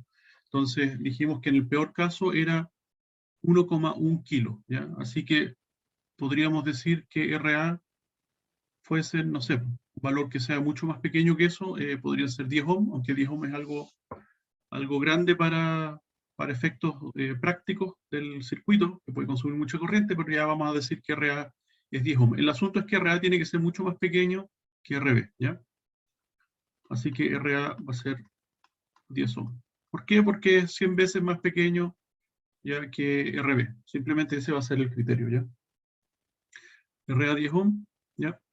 Así que podemos decir aquí que esto es 10 ohm más 2 veces RB, ¿ya? Entonces vamos a utilizar primero el RB mínimo, que dijimos que era de 1.1, así que por 2 nos da 2.2 kilos, ¿ya? Como ven, esos 10 con los 2.2 kilos no afecta, multiplicado por los 64 nanofaradios, ¿ya? ¿Cuánto nos da eso? Entonces, tengo acá, y nos da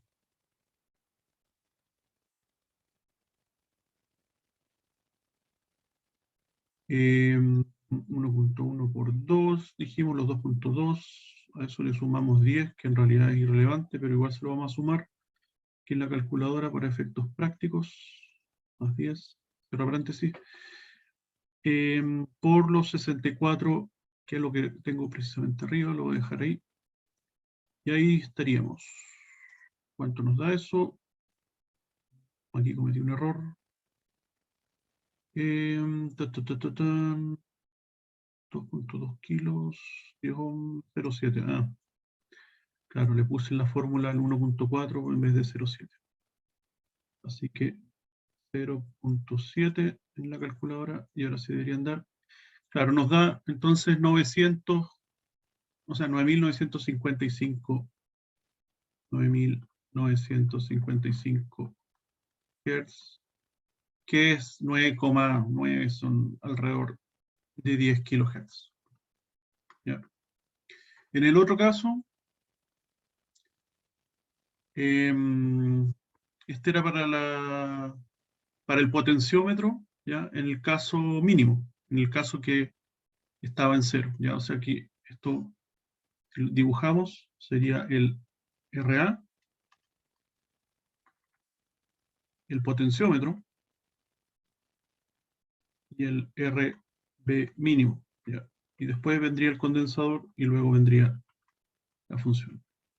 ¿Ya? Entonces ahí tenemos el RP, que sabemos que es de 10 kilos, ¿ya? Y el RB mínimo sabemos que es de 1,1 kilo. ¿Ya? Ahí estamos. PSC, y el C dijimos que eran 64 nanofarados. ¿Ya? Y aquí se va a la descarga, y en ese punto se va al threshold y al trigger. ¿Ya? Ahí está. Entonces, cuando el potenciómetro, dijimos, equivale a 0 ohm, tenemos que RB es 1.1 kilo, ¿ya? Multiplicado por 2 nos da los 2.2 kilos, y el RA dijimos que eran 10 ohm, simplemente, ¿ya?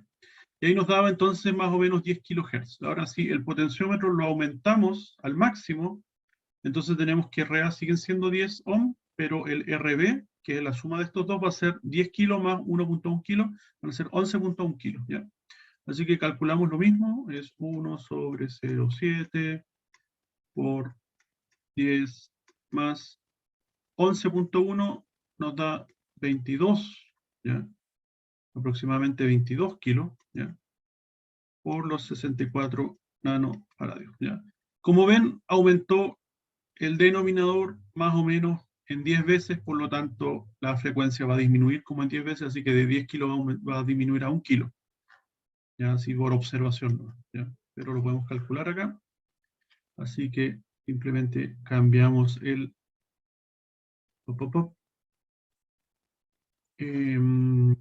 a esto le sumamos 1 nomás, y ahí nos queda 11, todo eso. Y ahí nos da los 999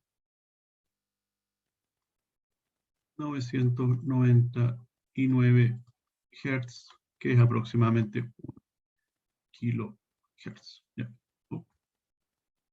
Entonces, ahí vemos que con un potenciómetro, el diseño con un potenciómetro, ya en el RB, un potenciómetro de 10 kilos, ese era un valor que nos habían dado, podemos cambiarlo de extremo a extremo, tenemos que ponerle una resistencia en serie, ya para que logremos por lo menos los 10 kilos, ¿ya? O limitemos todo esto a 10 kilos, y así cambiándolo de extremo a extremo podemos cambiar la frecuencia entonces del sistema entre 1 kilo y 10 kilos. Como en todos los casos, se cumple que RB es mucho más grande que RA, entonces siempre vamos a tener un ciclo de trabajo aproximadamente del 50%. ¿Ya? Así que con eso termina el problema de diseño.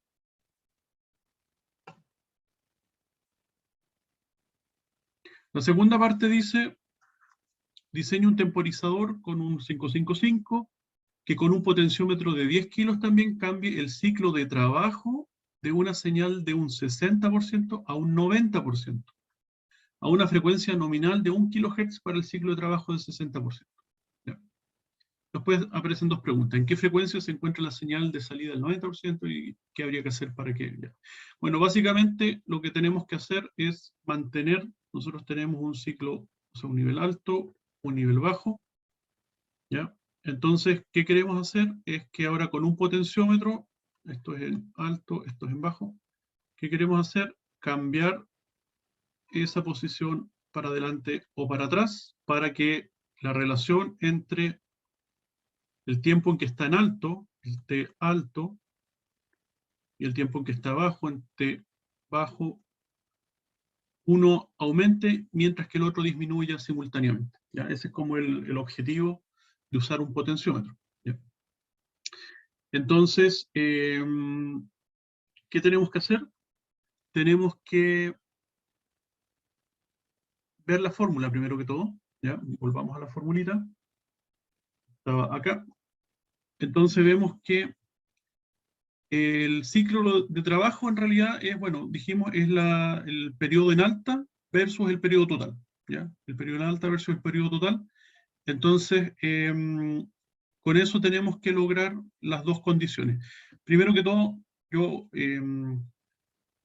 o sea, aquí podemos ver, perdón, aquí podemos ver que el periodo en alta no puede ser nunca menor que el periodo en baja. ¿Ya? ¿Por qué? Porque el periodo en alta es o incluye RA más RB, mientras que el periodo en baja es solamente RB. Así que la única forma que el periodo en alta sea menor que el periodo en baja es que RA fuese un valor negativo, una resistencia negativa. Y eso no se puede. No es consistente así con esos elementos discretos, no se logra. ¿Ya? Entonces, como el periodo en alta va a ser por lo menos igual que el periodo en baja, tenemos que el ciclo de trabajo va a ser por lo menos el 50%. ¿Ya? Eso dijimos que se lograba cuando RA era mucho más pequeño que RB, podíamos hacer un 50% de ciclo de trabajo, o sea que el periodo en alta sea igual al periodo en baja, pero si no, el ciclo de trabajo es de 50% para arriba, ¿ya? Hacia arriba. Entonces, veamos qué tenemos que hacer en nuestras ecuaciones para lograr este requerimiento. Perdón, acá. Entonces, lo primero es que definir el ciclo de trabajo es el periodo en alta con respecto al periodo total. ¿Ya? Que sabemos que el periodo en alta es, entonces, 0,7 por RA más RB por C. ¿Ya? Dividido en el periodo total, que es 0,7 por RA más 2RB por C. Entonces tenemos dos condiciones. En una condición nos piden un ciclo de trabajo de un 60% y en otra un 90%. ¿Ya? Entonces antes de evaluar podemos ver que podemos cancelar inmediatamente los términos que se repiten. Así que esto al final se reduce a que RA más RB partido por RA más 2RB. ¿Ya? Y eso en el primer caso tiene que ser un 0,6. ¿Ya? 0,6. Entonces si esto lo desarrollamos, el RA más 2RB multiplica el 0,6, nos queda 0,6 RA, lo tratamos o lo pasamos al lado izquierdo de la igualdad, entonces nos queda 1 RA menos 0,6 RA, nos queda 0,4 RA, ya por un lado, y al otro lado nos queda entonces los 2 por 0,6 es 1,2 RB, y le restamos el RB de acá, el 1 RB que estaba al lado izquierdo, se lo pasamos al lado derecho, entonces de 1,2 menos 1 nos queda 0,2. ¿Ya? Ahí lo pueden desarrollar ustedes, se van a dar cuenta que es eso. Entonces, si esto lo multiplicamos por 5, ¿ya? Los dos lados nos queda entonces que RB es igual a 2RA. ¿Ya? Y ese 2 lo podemos pasar de nuevo para el lado de acá, entonces nos queda que RA es igual a 0,5 RB. ¿Ya? Esa es la primera condición. O sea, para que se logre un ciclo de trabajo de un 60%, tenemos que cumplir con que RA sea igual a la mitad de RB. ¿Ya? Si RB, por ejemplo, es 1 kilo, RA tiene que ser 500 ohms. ¿Ya? Y así. Entonces ahora podemos hacer el mismo ejercicio, pero con el 90%. ¿Qué condición debemos cumplir para el 90%? Lo vamos a anotar acá al ladito. RA más RB partido por RA más 2RB es igual a 0,9. ¿Ya? 0,9. Entonces, de nuevo, multiplicamos el 0,9 con RA, nos queda 0,9 RA, lo pasamos al lado izquierdo, nos queda 1 RA menos 0,9, nos queda 0,1 RA, y es igual a El 2 RB por 0,9 nos da 1.8 RB, menos 1 RB nos queda 0,8 RB. ¿Ya?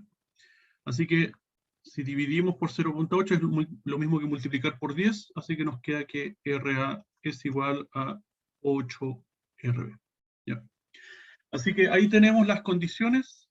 RA entonces tiene que ser desde la mitad de RB en un inicio hasta 8 veces RB en un fin, ¿ya? Para que pasemos de un ciclo de trabajo del 0,6 al 0,9. Esas son las condiciones. Si se fijan aquí todavía no hemos hablado ni de frecuencia, ni del capacitor, ni nada de eso, simplemente es la relación entre RA y RB para que se cumpla con esto, ¿ya? Entonces, ¿qué vamos a hacer? Vamos a utilizar un potenciómetro, ¿ya? Y vamos a utilizar también resistencias fijas, ¿ya? Una resistencia fija. O sea, vamos a hacer el siguiente esquema. Vamos a tener un RA mínimo, vamos a tener el R potenciómetro con un punto medio. Esta vez el punto medio no va a estar conectado a uno de los dos terminales, sino que va a estar conectado al terminal de descarga. ¿Ya? Y vamos a conectar o sea, vamos a tener un RB mínimo. ¿Ya? Y luego tenemos el VCC, el capacitor y la fuente. Ahí está. ¿Ya? Ahí abajo era, como siempre, ¿qué cosas? El threshold y el trigger. ¿Ya? Entonces, como vemos, tenemos tres resistencias. Una es variable, y la variable a su vez se descompone en una parte A y en una parte B, que se la comparte a la RA de arriba o al RB de abajo, según donde esté la posición del punto medio. ¿No es cierto? Ahí está. Entonces, ¿cómo se vería esto en fórmulas? ¿Ya? ¿Cómo se vería esto en fórmulas? Vamos a considerar los extremos, ya que el punto medio, o sea que el terminal del medio está o en un extremo, ya está conectado acá abajito, o está conectado encimita, ya. O sea que el RP, que es la resistencia del potenciómetro, que nosotros sabemos que es un potenciómetro de 10 kilos, ya, o le suma al RA o le suma al RB, pero no le puede sumar a los dos al mismo tiempo, ya. Entonces vamos a usar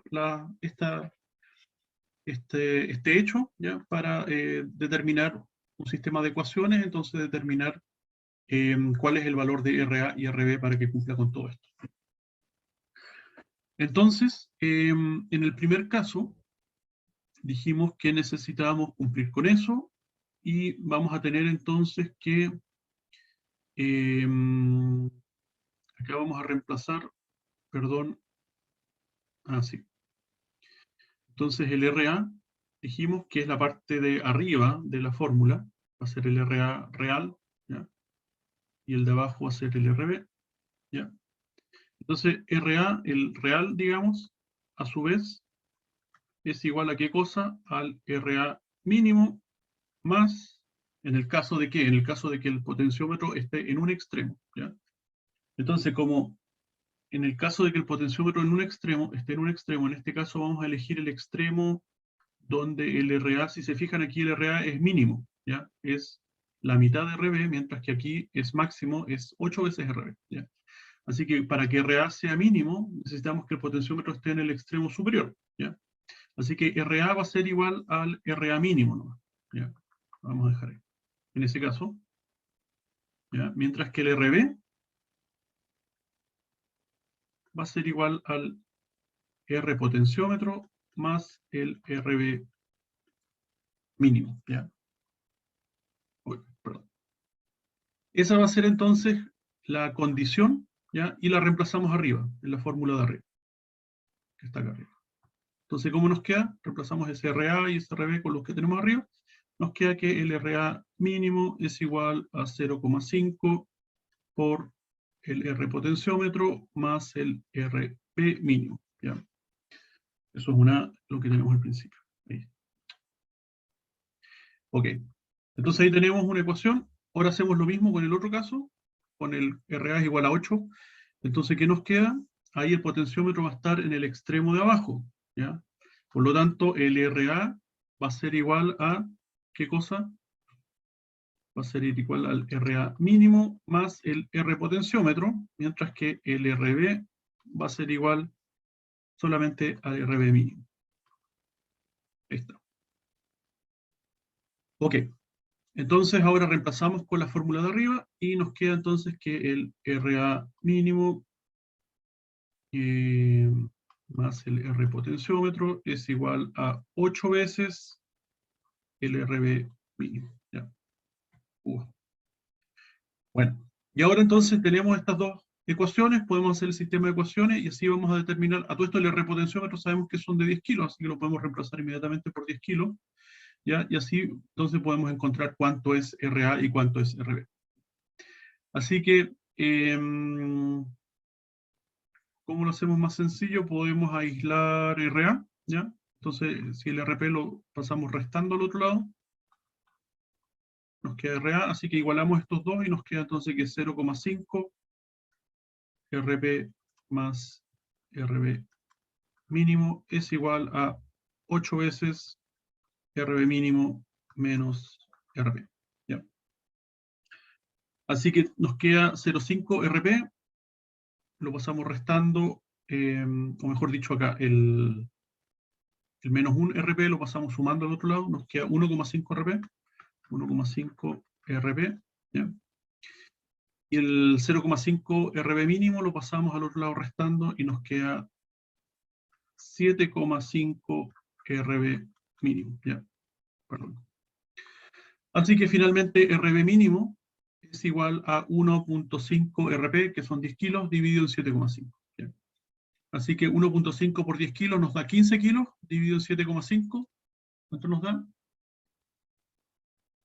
Es 15 dividido en 7,5 es 2 kilos. ¿Ya? 2 kilos. Así que esto implica que RB mínimo van a ser 2 kilos. ¿Ya? Así que ya sabemos acá que este valor son 2 kilos, el RP dijimos que eran 10 kilos, así que lo único que nos falta es el RA. ¿Ya? Así que de nuevo reemplazamos en alguna de las funciones, de las ecuaciones de arriba, y obtenemos RA, por ejemplo aquí donde dice que, no sé, pues RA es igual a 0,5 veces RB, a ver, ¿dónde podemos reemplazarlo?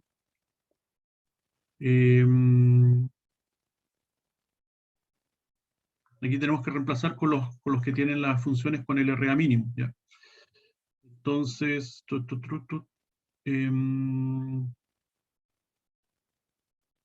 acá por ejemplo. ¿Ya?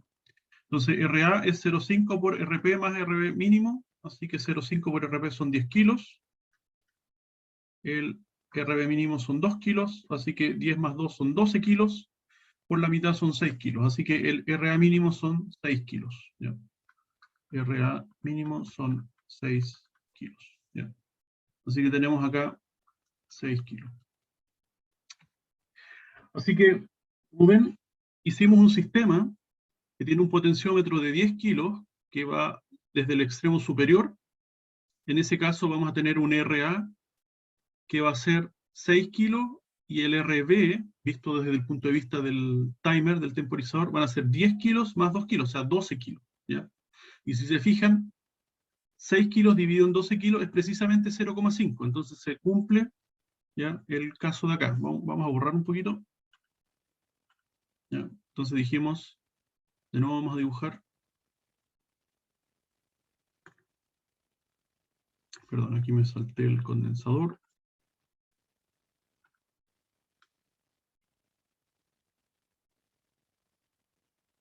Este es el RP. Este es el RP mínimo.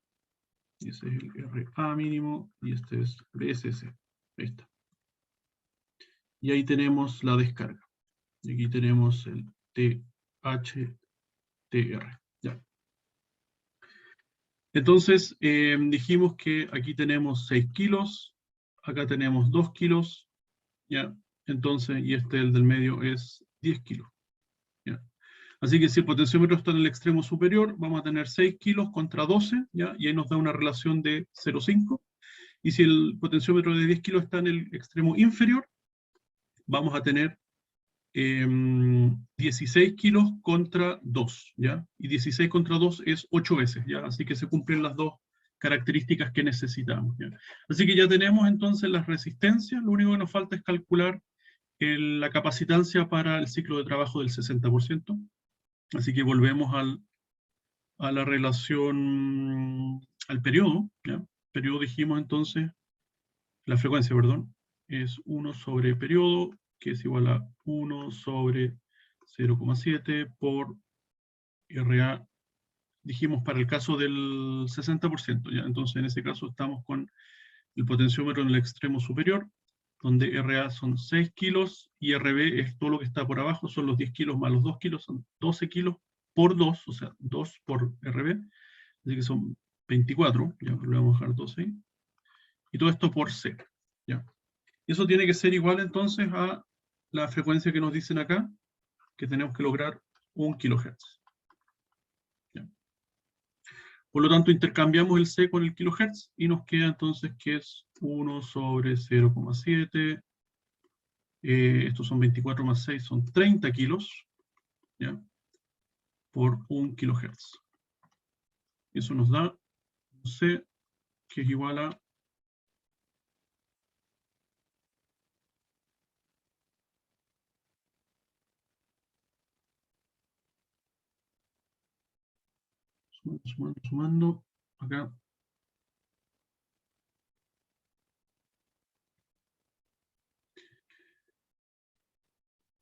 0,7 por 30 kilos por 1 kilo nos da 47.6 nanofarados. 48 en realidad, 47.6 nanofarados. ¿Ya? Así que con eso podemos tener la frecuencia que nos piden de 1 kHz. ¿Ya? Ahora, ¿qué dice la primera pregunta? ¿En qué frecuencia se encuentra la señal de salida al 90% del ciclo de trabajo? Ya bueno, recordamos el 90% del ciclo de trabajo es cuando el potenciómetro está en el extremo inferior. Por lo tanto, el RA va a tener un valor de 16 kilos y el RB va a tener un valor de 2 kilos. ¿Ya? Entonces, si hacemos aquí el RA 16 más 2 veces el RB, que son 2 kilos, 2 por 2 son 4, 16 más 4 son 20 kilos. ¿Ya? Así que aquí en vez de 30 kilos nos quedan 20 kilos. ¿Ya? Así que en ese caso van a ser 1 dividido en 0,7 por 20 kilos, ¿ya? Por la capacitancia, que son los 47,6 nanofaradios. ¿Ya? Eso es el F, aquí yo le voy a poner F 60% y F 90%. ¿Ya? Lo ideal hubiese sido mantener la frecuencia, ¿ya? Solamente cambiar el ciclo de trabajo y mantener la frecuencia, pero eso con un solo potenciómetro o con un potenciómetro sencillo no se puede. ¿Ya? ¿Cuánto nos va a dar esta frecuencia? Como vemos, cambiamos la frecuencia de 20, o sea, de 30 a 20, la redujimos una parte en... redujimos un 50%, ¿ya? Así que va a aumentar un 50% la frecuencia, y eso nos da 20... Nos da, claro, 1500, 1,5 kHz. ¿Ya? Así que la señal, o sea, el ciclo de trabajo se va a mantener, o sea, va a corresponder. El potenciómetro en un extremo nos va a dar un ciclo de trabajo del 60% y en el otro extremo nos va a dar un ciclo de trabajo del 90%. Lo único que sí, que la frecuencia va a aumentar de 1 kHz del 60% a 1,5 kHz al 90%, que es un efecto indeseado. ¿Ya? Finalmente dice, ¿qué habría que hacer para mantener la frecuencia de salida constante al cambiar el ciclo de trabajo? Bueno, entonces si vemos, en la parte C, si vemos el periodo, en el fondo mantener la frecuencia constante es mantener el periodo constante. El periodo entonces es 0,7 de nuevo por RA más 2 RB por C. ¿Ya? Si queremos mantener el periodo constante al cambiar RA y RB, o sea, en el fondo si se fijan aquí cuando yo estoy moviendo el potenciómetro, el punto fijo hacia arriba y hacia abajo, le estoy dando, por así decir, un ohm al RA, a la parte superior, y se lo estoy quitando ese mismo ohm al RB, a la parte inferior. ¿Ya? Pero aquí en el periodo, como podemos ver, cuando yo le quito un ohm a RB, en realidad en la fórmula de periodo le estoy quitando 2 veces RB, ¿ya? Mientras que le estoy sumando 1 a RA, ¿ya? O sea, en otras palabras, le sumo 1 a RA, pero le quito 2 a RB. Por lo tanto, voy a tener una pérdida efectiva del periodo, ¿ya? O al revés, si le quito 1 a RA, le sumo 2 a RB, ¿ya?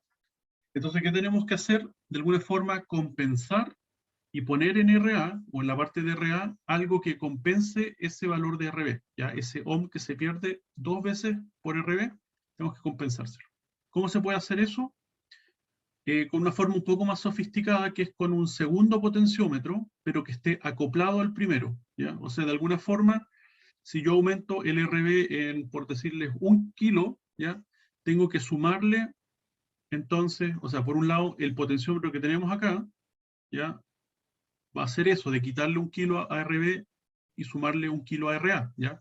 Pero en el periodo se ve como que se le quitan 2 kilos a RB y se le suma el kilo a RA, ¿ya? Así que tenemos que, para compensar, sumarle 1 kilo. Así que tenemos que poner en serie a RA un potenciómetro que aumente en 1 kilo cuando yo aumento el otro potenciómetro en 1 kilo, ¿ya? O sea, en el fondo aquí poner un segundo potenciómetro. Este sí, a ver, voy a tener que hacer un zoom acá. A ver, vamos a borrar acá. Necesitamos un RA, que es el RA que ya habíamos calculado. Vamos a necesitar un potenciómetro, una resistencia variable, ¿ya? Vamos a necesitar la resistencia RP, que ya habíamos visto, y el RB, esto es el RB mínimo, el RA mínimo, esto es BCC, y luego el condensador, y luego la tierra, ¿ya? Entonces, la descarga va acá, ¿no es cierto? Discharge, acá va el threshold y el TR. Y la idea es que este potenciómetro de acá esté acoplado con el potenciómetro de arriba, ¿ya? Estos tienen que estar acoplados. O sea, son dos potenciómetros independientes, pero la perilla es una única perilla, ¿ya? Entonces yo cuando aumento el RB en 1 kilo, por ejemplo, el potenciómetro de arriba, el RP, pongámosle prima, tiene que disminuir en 1 kilo, ¿ya? Esa es la... Entonces así vamos a lograr que el periodo, el TA, o sea, el T sea constante, ¿ya? 0,7 por RA más 2 veces RB, ¿ya? Disminuye 1 kilo RB, aumenta en 1 kilo el RA, esto se mantiene constante, ¿ya? Ahí está. Ya, lo dejamos hasta acá entonces, y con eso concluimos el ejercicio, ¿ya? Espero que no se hayan agotado tanto como me agoté yo desarrollándolo, ¿ya? Pero por lo menos ahí cumplí con hacerle un ejercicio relativamente pesado sobre temporizadores, ¿ya? Nos vemos, cuídense, adiós.